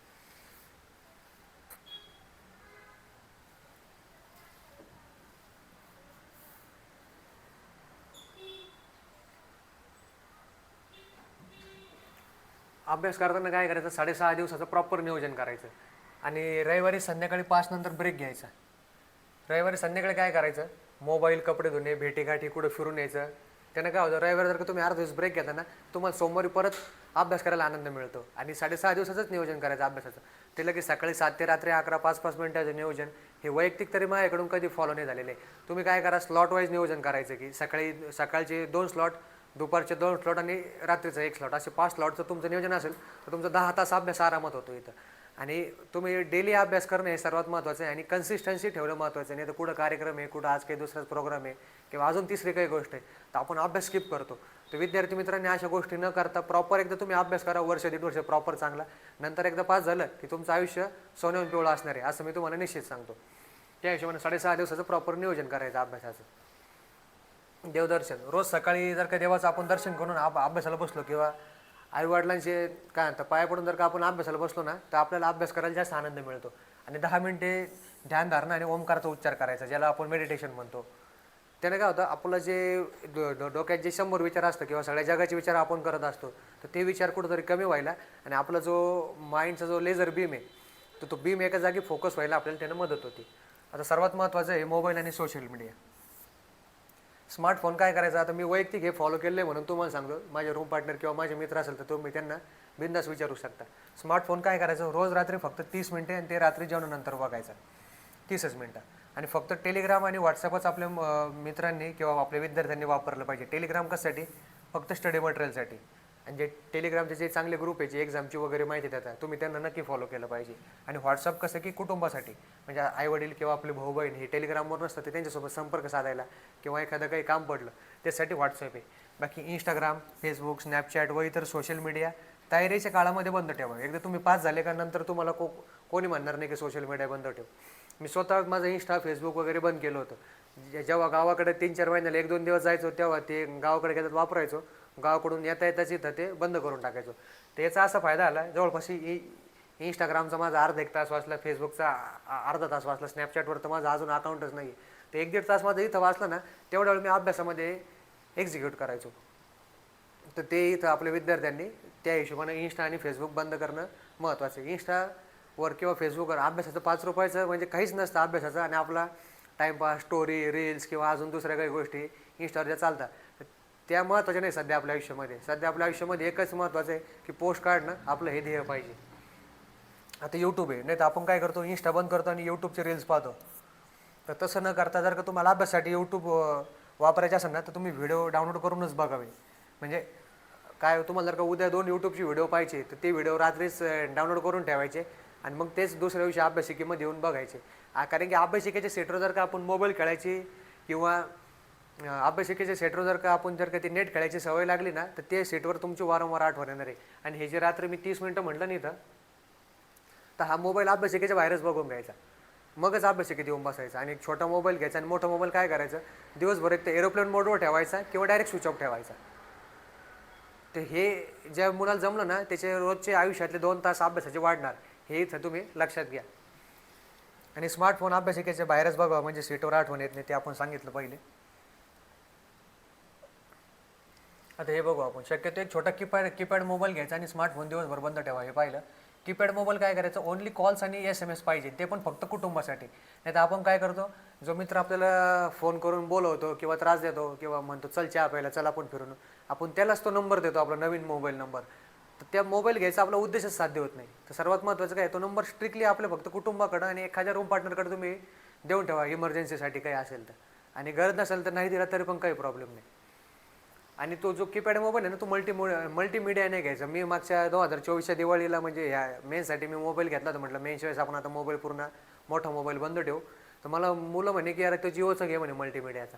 तर जिओचा मोबाईल चांगलाच आहे, पण आपला उद्देश काय आहे की ते मल्टीमीडिया नको, मला सोशल मीडियापासून दूर राहायचं म्हणून छोटा मोबाईल घ्यायचा आहे. तर आपली गरज काय ना, आपण कशासाठी तो मोबाईल छोटा मोबाईल घेतो हे तर विद्यार्थ्यांनी लक्षात ठेवून फक्त प्रॉपर बटनावाला सॅमसंगचा किंवा नोकियाचा आयटेलचा मोबाईल येतो का, तो तुम्ही इथे घेऊ शकता.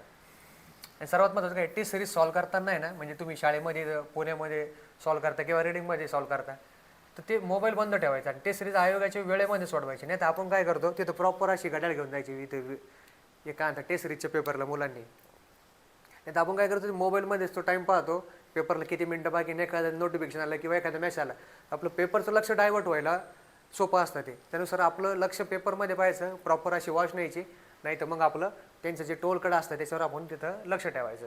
आणि टेस्ट सिरीज आयोगाच्या पेपरच्या वेळेस सोडवणं हे तुम्हाला सांगितलं मी. आता कुटुंब म्हणजे एक स्पर्धा परीक्षेच्या मुलासोबत त्याचं अख्खं कुटुंब अभ्यास करत असतं, हे आपण तुम्ही आता सर्व जवळपास अनुभवत आहे. म्हणजे आईवडील किंवा आपले जे भाऊ बहीण असतात तर ते आपल्याला अभ्यासाला मदत करतात, इनडायरेक्टली ते सुद्धा इथं MPSCची तयारी करत असतात आपल्या रूपानं. तर त्याच्यामध्ये काय करायचं, रोज एका ठराविक वेळी घरी बोलावे. म्हणजे माझी तयारी कुठं आहे, काय आहे, तयारीची व परीक्षेची माहिती वारंवार द्यावी. आता भरपूर मुलांचं असं जर का सांगितलं ना मी, तर ते काय म्हणतात आमचे पालक शिक्षित आहे किंवा अशिक्षित आहे किंवा अडाणी आहे, शेतकरी आहे, गावाकडचे, त्यांना MPSC समजत नाही. पण असं नसतं. ती किती जरी अडाणी किंवा किती जरी शिक्षित असेल, तर त्यांनी तुम्हाला पैसे दिले किंवा तुम्हाला मदत केली म्हणून तुम्ही आज इथं मोठ्या शहरामध्ये किंवा तुम्ही इथे MPSCचा अभ्यास करू शकताय, हे आपल्या विद्यार्थ्यांनी लक्षात घ्यायचं. आमच्या एका मित्राच्या आईचा किस्सा सांगतो. त्याची आई म्हणजे पूर्णपणे अशिक्षित आहे, त्या कधी शाळेत पण नाही गेलेल्या आहे, पण त्यांना आपले MPSCचे सेकंड आन्सर की किती प्रश्न कॅन्सल झाले आणि कोणत्या पेपरचे किती प्रश्न बरोबर आले हे त्यांना माहीत असतं. त्याचं कारण आहे त्याच्या आईला MPSC समजत नाही, पण तो मित्र जेव्हा घरी रात्री जेव्हा बोलतो तो 5 मिनटं 10 मिनटं, तर तो त्याच्या आयुष्यात काय चालू आहे, MPSCचं काय चालू आहे किंवा अजून काय नवीन प्रकार आहे, तो त्याच्या घरी कंटिन्यू माहिती देत असतो. तर त्याच्यामुळं त्याच्या जे साध्या आईला सुद्धा आपल्या MPSCमधली सेकंड आन्सर की माहीत असते. तर ह्यानुसार तुम्ही सांगायचं आणि आईवडिलांना जे आपले माहिती दिली ना कंटिन्यू, तर त्यांना सुद्धा आपल्यावर विश्वास बसायला मदत होती की नाही यार माझा मुलगा किंवा माझी मुलगी काहीतरी चांगलं करतोय पुण्यामध्ये. आणि एकदा का तुम्ही आईवडिलांचा विश्वास जिंकला ना, मग तुम्हाला जगासोबत काही घेणं नसतं. आपले आईवडीलच आपल्यासाठी महत्त्वाचे असतात, हे इथं आपण लक्षात घेणं महत्त्वाचं आहे. आता मित्र वनव्यामध्ये गारव्यासारखा, तर तो तसाच पाहिजे. मित्र अभ्यासात मदत करणारा पाहिजे. तयारीच्या काळामध्ये शक्यतो सिंगल असणं उत्तम. जे चककतं ना मित्रांनो ते सोनं नसतं, हे तुम्हाला मी वैयक्तिक सांगतो. आपलं टार्गेट काय एक्झाम पास व्हायचं. आपण इथं बाकीच्या गोष्टी करायला नाही आलेलो आहे पुण्यामध्ये, हे इथं विद्यार्थी मित्रांनी आणि विद्यार्थी मैत्रिणींनी लक्षात घेणं महत्त्वाचं आहे. आणि जवळच्या किंवा गावातल्या मित्रांना काही काळ आपल्यापासून दूरच ठेवायचं. नाही तर काय होतं, गावाकडून एखादा येतो पुण्यामध्ये फिरायला किंवा त्याचं काही काम असतं, तो आपल्याला फोन करतो 2 दिवस आपल्या रूमवर मुक्कामी. 2 दिवस रूमवर मुक्कामी असणं काही प्रॉब्लेम नाही, पण त्याच्यासोबत आपण 2 दिवस त्याच्यासोबत फिरतो हे चुकीचं आहे. तर जे जवळचे मित्र, गावातले मित्र किंवा एखाद्या मित्राचं लग्न आहे, साखरपुडा आहे किंवा अजून काही गावात नवीन काय म्हणतं कार्यक्रम आहे किंवा अजून एखादं काही नवीन गोष्ट आहे, तर ह्यानुसार आपण वारंवार गावाकडे जायचं नाही. आणि इथं आपण अभ्यास करायला आलेलो आहे, एकदा पोस्ट काढली ना मग तुम्ही बाकीचं काही करा, तुम्हाला कोणी काही बोलणार नाही. पण ह्या गोष्टी थोड्या अवॉइड केला. काही लोकांना राग येतो, पण एकदा निकाल लागल्याने एकदा अंगावर गुलाल पडला ना तर सगळे परत येतात आणि सगळं माफ असतं. मग हे तुम्ही इथं लक्षात घ्या. अभ्यासिका शांत ठिकाणी सीट पाहिजे आणि अभ्यासाचं नियोजन लिखित पाहिजे, मस्ट आहे. डायरीमध्ये आपली जी छोटी हे असते समजा डायरी, त्याच्यामध्ये आपलं नियोजन अभ्यासाचं आणि ते स्लॉट वाईज पाहिजे. असं की हे सकाळच्या स्लॉटमध्ये काय करणार, दुपारच्या, संध्याकाळच्या वगैरे वगैरे, आणि उद्या काय करणार हे आज रात्रच लिहून ठेवा 5 मिनिटात. तेव्हा आपल्याला ते उद्या फॉलो व्हायला मदत होते. नाही तर आपण सकाळी उठून जर का ठरवलं आज काय करायचं, तर मग ते तेवढं फॉलो व्हायला मदत नाही. आणि सर्वात महत्त्वाचं, मी पहिले नोट्स काढणं वारंवार सांगितल्या. तर डायरी तुमचं नियोजन जरी छोट्या डायरीमध्ये असेल तर नो प्रॉब्लेम, पण तुमच्या नोट्स आहे का A4 साईजच्या प्रॉपर याच्यामध्ये पाहिजे. A4 साईजचं जे पेज असतं का आपलं तुमचं, त्याच्यामध्ये नोट्स पाहिजे. जर का तुम्ही छोट्या डायरीमध्ये जर का नोट्स काढल्या ना तर त्याच्यावर नजर बसत नाही. आणि नोट्स हे अशा सुटसुटीत पाहिजे. समजा अशा इथून काढल्या, अशा काढल्या, हे खालचं तुम्ही हा जो एवढा जो स्पेस आहे ना तो तुम्ही सोडून द्या. सुटसुटीत नोट असेल तरच तुमची नजर बसणार आहे. तुमची थोडी वय मोठी होऊ द्या किंवा मोठ्या वयवरच काढा. तुम्हाला 4 पानं जरी लिहायचे ना तरी ते मोठ्या वयवरच लिहा, जसे A4 साईजची वय असते. तेव्हाच तुमचे नोट्स ते इफेक्टिव्ह होणार आहे आणि तेव्हाच तुमच्या लक्षात असणार आहे. नाही तर आपण ते किचिड केलं, बारीक अक्षर काढलं किंवा लिहायचं म्हणून लिहिलं उपकार केल्यासारखं, त्यानं फायदा होणार नाही. त्यापेक्षा नाही लिहिलेलं चांगलं. तर लिहायचं असेल ज्याला त्याने A4 साईजच्या अशा याच्यावर आपलं ह्या नोट्स काढणं महत्त्वाचं आहे. हे एकदा तुम्ही लक्षात घ्या.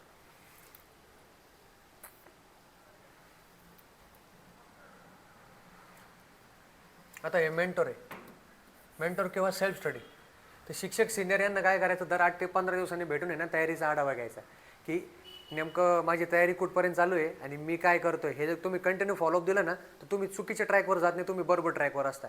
कारण की चुकीच्या ट्रॅकवर वेगानं पळण्यापेक्षा बरोबर ट्रॅकवर हळूहळू पळा, असं मी तुम्हाला सांगेल. इथं महत्त्वाचे काय आहे, सेल्फ स्टडी करूनही तुम्ही पास होऊ शकता. त्यासाठी प्रॉपर मार्गदर्शन पाहिजे. आणि स्पर्धा आपण जसं म्हणतो ना समान स्पर्धा आहे सगळ्यांना, तर मला वाटतं सगळ्यांसाठी ही स्पर्धा समान नसते. कोणाचा भाऊ, कोणाचा जवळचा मित्र, कोणाचा रूम पार्टनर अधिकारी असतो. तर त्या मुलांना तो एज भेटतो की ज्याने एक्झाम पास झालेली तो त्यांना कंटिन्यू सांगत असतो असं कर तसं कर.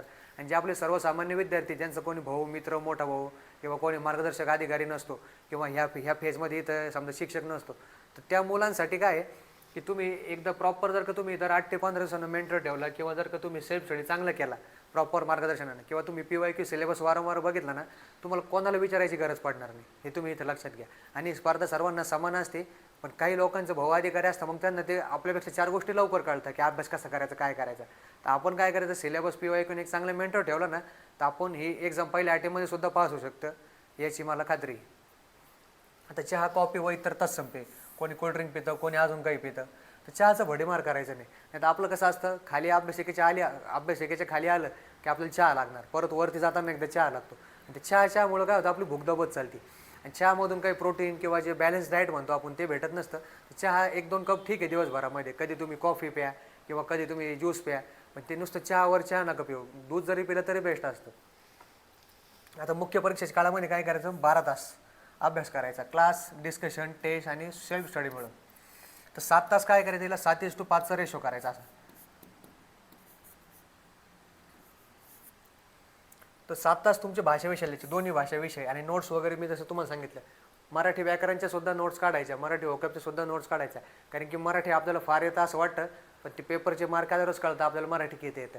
त्यानुसार मराठीला सिरियस घ्यायचं आणि मराठीमध्ये तुम्ही 50पैकी 47, 48, 49 आणि इव्हन 50 सुद्धा स्कोर करू शकता.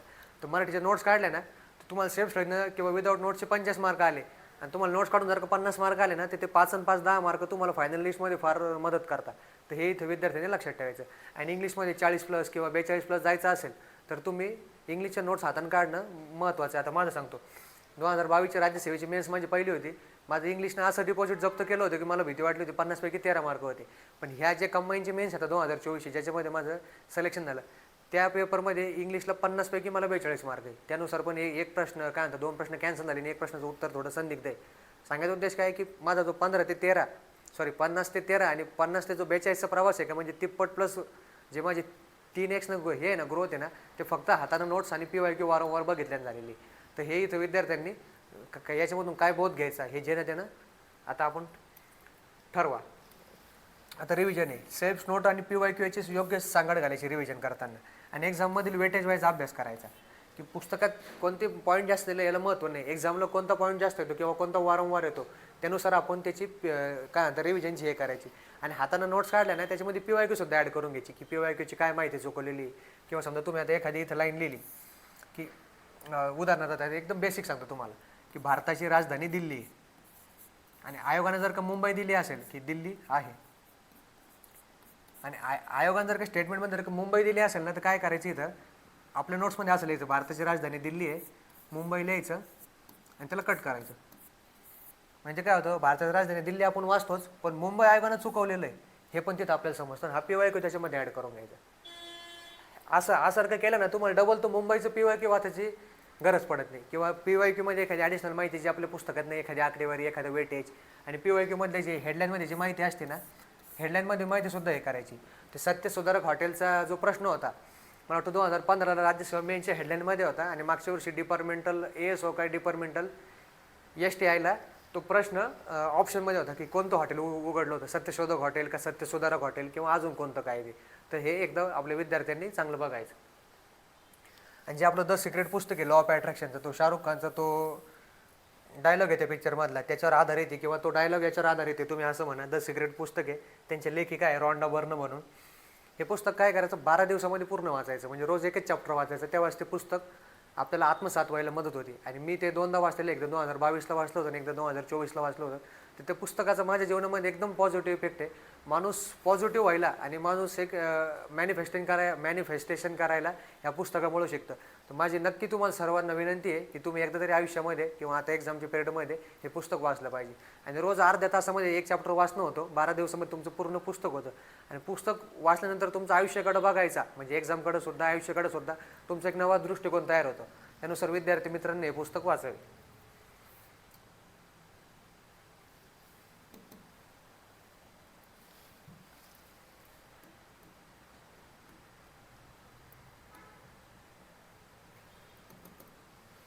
अभ्यासाची सुरुवात करताना पहिले 3 रीडिंग विदाऊट अंडरलाईन करा. ते पहिलं पॉईंट सांगितलं. मग 5व्या रीडिंगला हायलाईट करा आणि त्यानंतर नोट्स काढा.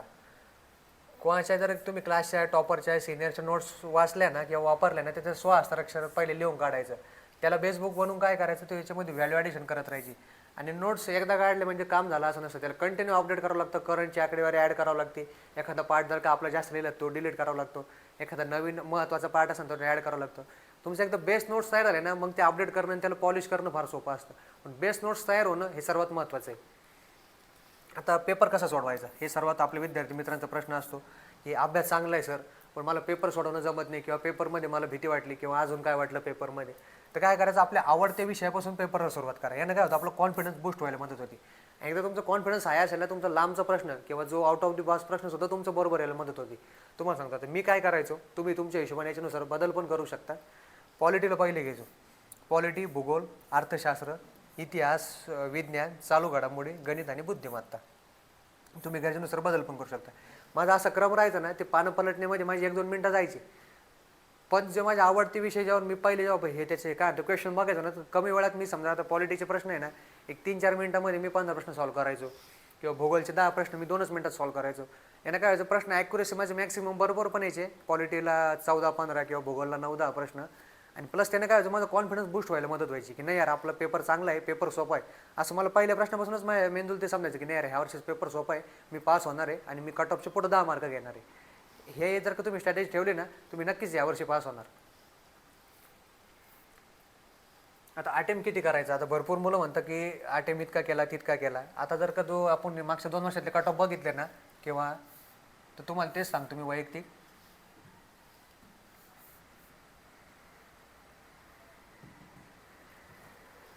अटेम्प्ट 100 पैकी 100 असलं ना ते एकदम सुंदर. कारण की किमान 90 ते 95 प्लसच पाहिजे अटेम्प्ट तुमचा. कारण की कट ऑफ वाढतोय. 62.5 कट ऑफमध्ये तुम्ही 80 अटेम्प्टमध्ये पास नाही होऊ शकत. एखादा एक्सेप्शनल केस असते त्याला तुम्ही सोडून द्या, पण आपण मॅक्सिमम मुलांबद्दल बोलतोय की जेव्हा 62.5 कट ऑफ लागतो ना तेव्हा तुमचा 90, 95, 100 अटेम्प्ट पाहिजे.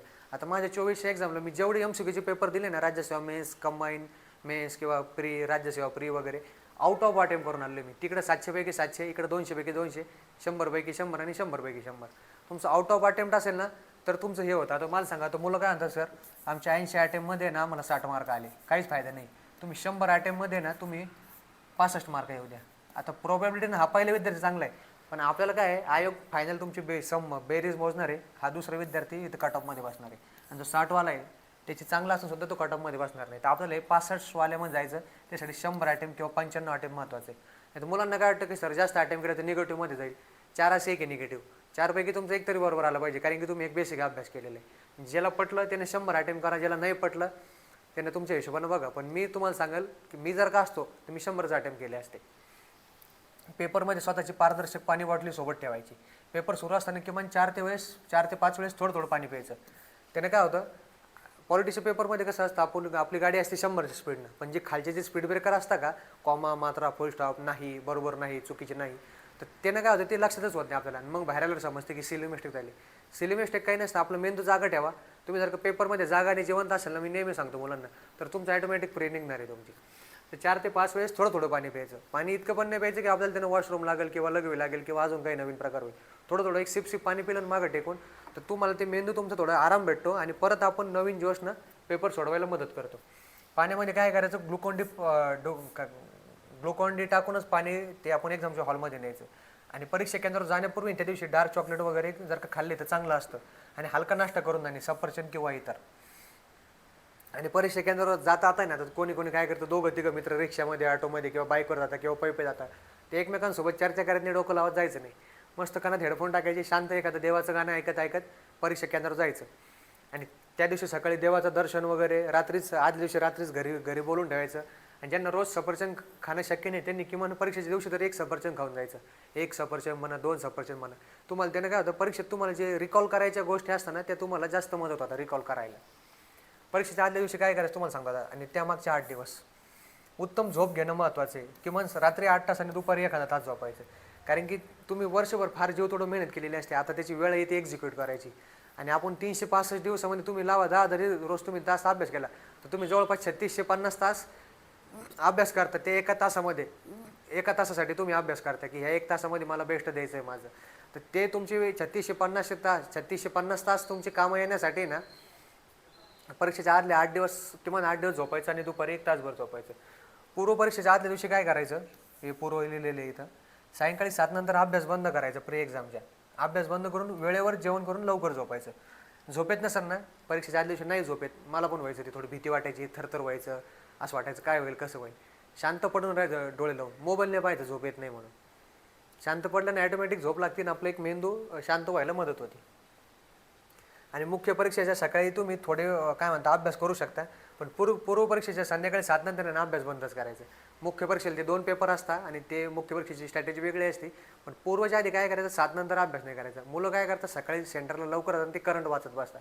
करंटचा एखादा अर्धा प्रश्न त्यांचा येत असेल बरोबर, मला नाही म्हणायचं नाही, पण त्यानं काय होतं, आपलं जे मागचं जे आठवलेलं आहे, जे आपण मेंदूमध्ये स्टोअर केलेलं आहे ना, ते पटकन बाहेर येत नाही किंवा ते पटकन आठवत नाही. आपली शॉर्ट टर्म मेमरी ती करंट वाचलेलं असतं, करंटचे 2 प्रश्न बरोबर येतात, पण आपले जे बाकीचे 5-10 प्रश्न आहे ते कार्यक्रम होऊ शकतो. आता मी असं करायचो, तुम्ही तुमच्या हिशोबाने बघू शकता. पण शक्यतो सकाळी वाचू नका, पूर्व परीक्षे दिवशी. मुख्याच्या आधी तुम्ही वाचू शकता, काही प्रॉब्लेम नाही. परीक्षेच्या आदल्या दिवशी मी काय करायचो, एक छान असा कॉमेडी व्हिडिओ पाहूनच झोपायचो. त्यानं काय व्हायचं, मला टेन्शन फ्री व्हायला मदत व्हायची. एक नॉर्मल 20-25-30 मिनिटाचा कपिल शर्माचा असेल, हवा येऊ द्या असेल किंवा अजून काही असेल, त्याने काय व्हायचं, मेंदू रिलॅक्स व्हायला थोडा असं बरं वाटायला मदत व्हायची मला. थोडी भीती वाटणे साहजिक आहे परीक्षेची, कारण की आपण अभ्यास केलेला आहे. ज्यांनी अभ्यास केला नाही त्यांना भीती वाटायचं काही कामच नसतं. परीक्षेचे 1 ते 1.5 तास आधी केंद्रावर जायचं, म्हणजे खूप लवकर नाही जायचं. म्हणजे जे हॉल तिकीटवर वेळ बघून घ्यायची, त्याचे 1 ते 1.5 तास आधी यायचं. नाही तर मुलं काय होतं, ते समजा 9-9:30 मध्ये एंट्री असेल ना, ते मुलं 7लाच तिथे जाऊन बसतात. आणि ते काय होतं, ते 7ला तिथे गेलं का ते माणसाला पूर्ण जमाना आठवते त्या 2 तासामध्ये. मग लहानपणापासून काय झालं ना, आता काय झालं आणि हे टाईम नाही झाला तर काय करणार मी, आणि भरपूर काही गोष्टी आठवतात. त्या नाही आठवायच्या किंवा ते आपल्याला त्याच्यामध्ये पडायचं नाही. परीक्षा सेंटरला योग्य वेळेवर जायचं, 1-1.5 तास आधी जा तुम्ही. तिथे गेलं का कोणासोबत चर्चा करायची नाही, तुझं ते वाचलं का आणि माझं ते वाचलं का. आणि एखादा मित्र काय करतो, मुद्दा म्हणून मजा घ्यायला रॅन्डम एखादा अवघड प्रश्न विचारतो ना, आपल्याला तो नाही आठवत. तिथं मलाही व्हायचं तसं. नाही आठवलं का माणसाला थरथर भीती वाटायला लागते, अरे बाप मला तर काहीच नाही आठवलं, आता काय करू. आता काही करायचं नाही, आता नीट पेपरला जायचं. मध्ये पेपर 100 प्रश्नाचा, एखादा प्रश्न नाही आला तर आपले बाकीचे 99 प्रश्न आपल्या हातामध्ये राहतात. हे इथं लक्षात ठेवायचं. टेस्ट सिरीज परीक्षेच्या 15 दिवसाआधी टेस्ट सिरीज सोडवणं बंद करायचं. दरम्यानच्या 15 दिवसामध्ये मागे सोडवले जे टेस्ट सिरीज असतात का त्याचं वाचन करायचं. आता तुम्हाला सांगतो, आता रविवारपासून टेस्ट सिरीज सुरू होता. तुम्ही पहिल्या रविवारी एखादी टेस्ट सिरीज सोडवली, तिचं त्याच दिवशी विश्लेषण करून घ्यायचं. 100 प्रश्न असताना 5 ते 10 प्रश्न हायलाईट करायचे आणि ते पुस्तकाचा डाटा परत त्या टेस्ट सिरीजच्या त्या पांढऱ्या कागदावर नाही भरवायचा. 2-4 प्रश्न मेन आणि 2-4 गोष्टी तुम्हाला नवीन कळल्या का तेच तिथं लिहायचं, बरोबर. त्याच्यामध्ये 10 प्रश्न हायलाईट करून ठेवले तुम्ही, म्हणजे प्रत्येक विषयाचे 1-1 म्हणा, 2-2 म्हणा, की जे तुम्हाला नवीन वाटले वगैरे. ते असे काय करायचं, पुढच्या रविवारी परत 10 प्रश्न तसे. आणि पुढच्या रविवारी काय करायचं, हा पेपर परत एक 10 मिनिटं बघायचं, मागच्या रविवारचा पेपर. असं करत करत तुमचे समजा उदाहरणार्थ 10 रविवार झाले ना, तुम्हाला 10 पेपर होतो तुमच्याकडे बघायला. आणि काय म्हणतं, मागच्या 9 पेपर तुम्ही मागचे 8 पेपर बघणार. असे करत करत आहे ना, तुम्ही जर का सगळे पेपर जेव्हा तुम्ही रिव्हिजन मारता ना, तुमचं ॲटोमॅटिक लक्षात व्हायला मदत होते. की आता उदाहरणार्थ मी ह्या रविवारी पेपर सोडवला, ॲनालिसिस केलं, 10 प्रश्न हायलाईट करून ठेवले सरासरी. तर मागच्या रविवारी मी जो सॉल्व केलेला पेपर असतो ना, आणि त्याचे जे 10 प्रश्न हायलाईट केले ना, ते ह्या रविवारी सुद्धा मी 5 मिनिटात ते बघून घेतले पाहिजे. त्यानं काय होतं, पुढचं पाठ आणि मागचं सपाट होत नाही. आणि मागची जी टेस्ट सिरीज आहे त्याच्यामधल्या चुका पण आपल्याला लक्षात येतात, आणि आपण ते पुढच्या टेस्ट पेपरला त्या चुका करत नाही. आणि जे शेवटच्या 15 दिवसामध्ये काय करायचं, तुमच्याकडे 10 टेस्ट पेपर जमा आले ना, त्यांनाच रोज 1-1 पेपर बघत चालायचं वारंवार. त्याने काय होतं की ते टेस्ट सिरीजचं पूर्ण लॉजिक, ट्रिक किंवा आपलं काय चुकलं, आपण काय आता म्हणजे सुधारणा करणार आहे वगैरे, तर ते आपल्याला ॲज इट इज एका कागदावर लिहायला किंवा एका वेळेस बघायला ती मदत होती. आणि त्यानं आपलं परीक्षेचा जो स्कोअर असतो तो मॅक्सिमम वाढायला मदत होती. की टॉपर वेगळं काय करतात, ते ह्या छोट्या गोष्टी अशा करत असतात. ते वेगळं काही करत नाही, म्हणजे नवीनच काही एखादं पुस्तक आणलं त्यांनी सिक्रेटपणे वाचलं असं नसतं. याचे तुम्ही टेस्ट पेपर सोडवता, टॉपर पण टेस्ट पेपर सोडवता, पण ते काय करतात, ते वारंवार रिव्हिजन देतात. तर तुम्ही पण वारंवार रिव्हिजन देणं अपेक्षित आहे. शेवटचं काय करायचं, 20-21 दिवसामध्ये, 21 दिवस म्हणजे कसं 3 हप्ते, नवीन काहीच वाचायचं नाही. नाही तर काय होतं, एखाद्याच्या खूप सुंदर नोट्स आहेत मार्केटमध्ये, शॉर्ट नोट्स असतात, एकदम क्रिस्पी असतात, एकदम लगे last minute notes, point wise notes असतात. पण तुम्ही वर्षभर त्याच्या नोट्स नाही वाचल्या तर शेवटच्या 20 दिवसामध्ये नाही वाचायचे. तुम्ही जे काही वाचलेलं आहे का तुम्ही तेच वाचायचं. नाही तर मुलं काय करतात, पहिल्या रिडिंगला एक मोठं पुस्तक वाचतात आणि दुसऱ्या रिडिंगला काय करतात, कोणाच तरी शॉर्ट नोट्स वाचतात. समजा हे एका विषयाचं आणि तेच विषयाचं समजा शॉर्ट नोट्स वाचतात, ए विषयाचं धरू आपण, आता कोणाचं नाव घेत नाही. त्यानं काय होतं, तुम्ही पहिल्या रिडिंगला हे पुस्तक वाचलं ना, तर तुम्ही रिव्हिजनला सुद्धा हेच पुस्तकांनी आपल्याच नोट्स वाचल्या पाहिजे.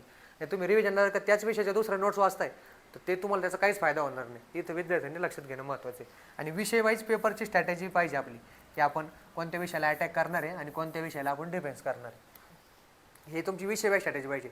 पूर्ण पेपरला अटॅक, पूर्ण पेपरला डिफेन्स अशी स्ट्रॅटेजी ठेवायची नाही. आणि एकाच वेळी काय करायचं मी तुम्हाला सांगतो, एकच एक्झाम टार्गेट ठेवायची. ज्याला धूमचा प्रॉब्लेम असेल त्याने एकदा बघून घ्या, तुमची यूट्यूबला कसं दिसतं ते. एकाच वेळी काय करायचं, एकच एक्झामची काय म्हणतात टार्गेट फिक्स ठेवायचं. सरळ सेवेचे जास्त मागं लागायचं नाही. नाही तर काय होतं, सरळ सेवेची ती नोकरी सिंगल पेपर फार मजा वाटते, पण सरळ सेवेला बाकीचे प्रकार तुम्हाला माहिती, तिथं कॉम्पिटिशन पण भरपूर आहे. आणि आता योगायोगानं ह्या वर्षीपासून किंवा पुढच्या वर्षीपासून MPSC सुद्धा सरळ सेवेचे पेपर घेणार आहे. आता 2026 पासून ते घेणार होते, आता मार्च महिना आहे, पण त्यांनी अजून काही घेतले नाही, पण आज न उद्या ते घेणारच आहे. तर सरळ सेवेची जास्त मागं लागायची नाही. एका वेळी एकच एक्झाम टार्गेट ठेवायचं. म्हणजे कंबाईन राज्यसेवा जरी पहिले मागच्या वर्षी MCQ होती 2024 साठी, तरीसुद्धा मी प्रॉपर माझं बेस्ट एक्झाम किंवा माझा प्रायमरी फोकस राज्यसेवेलाच ठेवला होता. कंबाईन माझी वरच्यावर नाही गेली, तो विषय वेगळा आहे. पण मी जर का दोन्ही एक्झामला असं हे काय म्हणता टार्गेट केलं असतं, काय म्हणता 8 घंटे एका एक्झामला 2 तास साईड बाय साईड ती एक्झाम करतो, माझी डिग्री टेक्निकलची, मग ते पेपर सोपा असतो, काहीच फायदा नाही. प्रॉपर एका एक्झामला फोकस करा, तेव्हाच तुमची ती एक्झाम निघणार आहे. कारण की बाकीचे मुलं पण इथं काय म्हणतात पास व्हायला लाईनमध्ये असतात. तुम्ही 8 तास अभ्यास करता आणि एखादा जर का तुमच्यापेक्षा 2 तास अभ्यास करतोय ना, तर तो तुमच्या नक्कीच पुढे जाणार आहे. त्याच्यानुसार पार्ट टाईम काय करू नका, एकच गोष्ट फुल टाईम करा. सिलेबस मी सांगितलं हाताने लिहून काढा, यामुळे बारीक सारीक पॉईंटवर लक्ष येते. सरासरी 8 महिने काय पुण्यामध्ये मला काय जाणवलं आल्यावर, मी 2 वर्ष पहिले संभाजीनगरला अभ्यास केला, मग शेवटच्या वर्षी पुण्यामध्ये आलो होतो. तर सरासरी पुण्यातले मुलं काय करतात, 8 महिने मेन्सचा अभ्यास करतात आणि शेवटचे एक 3 ते 4 महिने गरजेनुसार परीक्षा अभ्यास करतात. तर आपण पण तसं करायचं, नाही तर आपल्या पोरांचं काय चुकतं. आणि विशेष म्हणजे कंबाईनवाले मग 12 महिने ते प्रीचा अभ्यास करतो. नंतर नंतर मराठी इंग्लिश पण कर म्हटलं का नको नको म्हणतो, पुढचा अटेम्प्ट करतो. प्रॉपर काय 8 महिने तुम्ही मेन्सचा अभ्यास करा, त्याच्यामध्ये मराठी इंग्लिश करा, GSचे जे स्पेशल विषय सायन्स टेकसारखे कायद्यासारखे तुम्ही ते 8 महिन्यामध्ये करा. आणि प्रॉपर 4 ते 5 महिने प्री आणि मेन्स आहे, जे GSचे विषय आपले पॉलिटी, इकॉनॉमिक्स, हिस्ट्री वगैरे कॉमन आहे, ते विषयाचा 4 ते 5 महिन्यामध्ये प्रॉपर अभ्यास करायचा. तुम्ही अशासारखं तुमची एक रफली स्ट्रॅटेजी ठेवली ना, तर तुमचं पहिल्या अटेम्प्टमध्ये निघणार, याची मला खात्री. गरजेनुसार सिलेबसचे पॉईंट वाईज यूट्यूब व्हिडिओसुद्धा तुम्ही बघू शकता. की आता उदाहरणार्थ तुम्हाला सायन्समधलं समजा सेल टॉपिक येत नाही आहे, तर सेल MPSC पुढं असं यूट्यूबला सर्च करायचं, आपले 2-4 सर लोकांची व्हिडिओ वगैरे एकदा बघून घ्यायचे, तुमचं सेल टॉपिक क्लिअर होणार आहे. त्याच्यामध्ये PYQ असतील किंवा काय असेल डिटेलमध्ये जरी यूट्यूबला सापडले नाही, पण एक तुमची बेसिक कन्सेप्ट काय सेलची, पेशीची, तर ते तुमची तिथं क्लिअर व्हायला मदत होती. आता लक्षात ठेवा, प्रॉपर अभ्यासासोबत पेपर सोडवण्याची कला महत्त्वाची आणि योग्य कॉन्फिडन्सच सुयोग्य बरं का, ओव्हर पण नाही आणि लो पण नाही, माणसाला यशाकडे घेऊन जातो. आपल्याला एक्झाम पास व्हायची, PhD करायची नाही, हे तर विद्यार्थ्यांनी लक्षात ठेवायचं. वेटेज वाईज अभ्यास करायचा. नाही तर विज्ञान अवघड म्हणून विज्ञानचं कमी करतो आणि हिस्ट्रीमध्ये स्टोऱ्या चांगल्या असतं म्हणून हिस्ट्रीत जास्त करतो, तर असे प्रकार करायचे नाही. हिस्ट्रीचा सुद्धा एक्झामचा पॉईंट व्ह्यूच अभ्यास करायचा, तेव्हाच तुमचं हिस्ट्रीमध्ये आउट ऑफ मार्क येणार आहे तुम्हाला. सोप्या विषयाचा जास्त अभ्यास आणि अवघड विषयाचा कमी अभ्यास असे करू नये. एक्झाम ओरिएंटेड तुमचा काय म्हणतो दृष्टिकोन असावा. आणि ज्यांना शक्य असेल त्यांनी पुण्यात येऊनच अभ्यास करा. आणि पुण्यात पण आले ना, पुण्यात आले म्हणजे माणूस पास होणार असं नसतं बरं का. तुमची संगत चांगली पाहिजे आणि तुमचा अभ्यासाचा ग्रुप चांगला पाहिजे, तेव्हाच तुम्ही पास होणार आहे. कारण की तुम्ही गावाकडे आता ऑनलाईनमुळं भरपूर काय म्हणतात डिसेंट्रलायझेशन झालं, विकेंद्रीकरण झालं. गावाच्या आता खेड्यापाड्यात तालुक्याच्या ठिकाणी अभ्यासिका आहे किंवा जिल्ह्याच्या ठिकाणी चांगले चांगले एज्युकेशन सेंटर निर्माण व्हायला मदत होती. पण इथं पेठेमध्ये अभ्यास करायचं फीलच वेगळा असतो. इथं तुमचे टॉपर असतात, मागचे पोस्ट होल्डर इथं तुमच्या रिडिंगमध्ये सोबत बसून जेव्हा अभ्यास करता ना, तेव्हा तुम्हाला ऑटोमॅटिक कॉन्फिडन्स येतो की नाही यार हा कसा अभ्यास करते, ते तुम्हाला इथं जास्त उघड्या डोळ्यांनी बघायला मदत होती. आणि तुम्ही गावाकडे जरी अभ्यास केला तर काही प्रॉब्लेम नाही, फक्त तुमचं तेवढं डेडिकेशन पाहिजे की माझी एक्झाम आणि मी, हे सर्वात महत्त्वाचं आहे. आणि सोर्स व डाटा कमीत कमी ठेवा आणि मॅक्सिमम वेळेस त्याची रिव्हिजन करायची. नाही तर आपण काय करतो, सोर्स कंटिन्यू बदलत चालतो आणि त्याची मॅक्सिमम वेळेस रिव्हिजन करत नाही. तर मॅक्सिमम रिव्हिजन करावी आणि जो सोर्स सुरुवातीला वापरला ना तोच शेवटला वापरायचा. आता मी ते खालचं सांगितलं की शेवटी कोणाच्या नोट्स आल्या म्हणून त्या नोट्स नाही वापरायच्या. आपण जे मोठं पुस्तक सुरुवातीला वापरलं की तेच वापरा, अदरवाईज त्याच्या हाताने नोट्स काढून वापरा. आणि लेस इज मोर ठेवा.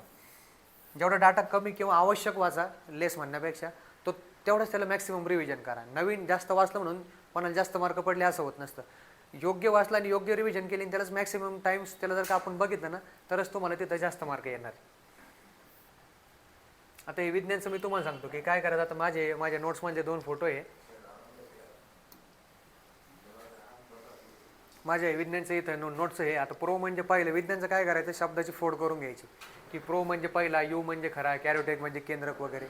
यानं काय होतं, तुमचं विज्ञानचे जे शब्द सोपे व्हायला मदत होता. हे तुम्हाला इंग्लिश वोकॅबला पण काम येणार आहे आणि विज्ञानला त्या काय काम येणार आहे. आता ते 5C शब्द असतो किंवा झॅन्तो शब्द असतो.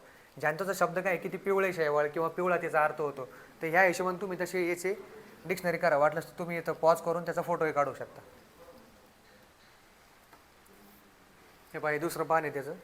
आणि विज्ञानची एकदा तुमची डिक्शनरी तयार झाली ना, तुमचे 2-3 प्रश्न तुमची मदत व्हायला इथून सुटायला मदत होते. हे इथं विद्यार्थी मित्रांनी लक्षात ठेवायचं. आता ही माझी स्ट्रॅटेजी होती. अशा प्रकारे तुम्ही गरजेनुसार तुमचा बदलही करू शकता. आणि सर्वात महत्त्वाचं लक्षात ठेवा, लाईन तुमच्या नोट्समध्ये किंवा तुमच्या तिथं अभ्यासिकेत लिहूनच ठेवा, सक्सेस नीड सॅक्रिफाईस. काय म्हणतं, यश बलिदान मागतं. तुम्ही भरपूर गोष्टीचं बलिदान देता तिकडे MPSCमध्ये.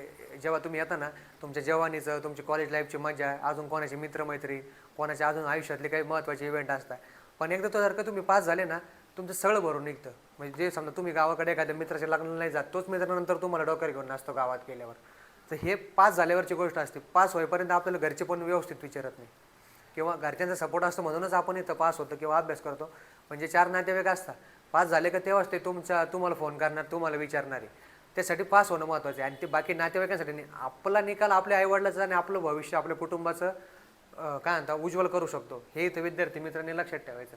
आणि टेलिग्रामचं काय करायचं, सुयोग्य आणि मर्यादितच वापर करायचा. टेलिग्रामचे चॅनल चांगलेच असतात, पण त्यांचा आपण कसा वापर करतो चॅनलचा ते आपल्यावर असतं. आणि आमचे मित्र एक STI विकास वनवे सर यांचे टेलिग्राम चॅनलवर चांगले अभ्यास आहे, त्यांनी सिलेबस विश्लेषण तुम्हाला तिथं अवेलेबल आहे. जर का तुम्हाला आवडलं तर ते बघू शकता. त्यांचं नाव आहे STI विकास वनवे, इथं W आहे. तर त्यांच्या याच्यावर त्यांनी ते डिकोडेशन वगैरे एकदा कसं केलेलं एकदा तुम्ही बघा, त्या हिशोबाने तुम्ही तुमचं डिकोडेशन करू शकता. आणि सर्वांना आपल्या एक्झामसाठी खूप खूप शुभेच्छा. तुम्हाला सर्वांना विजय भाऊ आणि ऑल दी बेस्ट. माझं नाव अथर्व विटेकर, आता व्हिडिओ म्हणून निवड झालेली आहे. तर सर्वांना तुम्हाला एकच सांगेल की यशाचा गुलाल आहे ना, हा सगळ्यात महत्त्वाचा असतो आयुष्यामध्ये. येणाऱ्या एक्झामसाठी तुम्हाला खूप खूप शुभेच्छा. आणि आपला जो हा व्हिडिओ आहे याला लाईक करा, शेअर करा आणि सबस्क्राईब करा. धन्यवाद.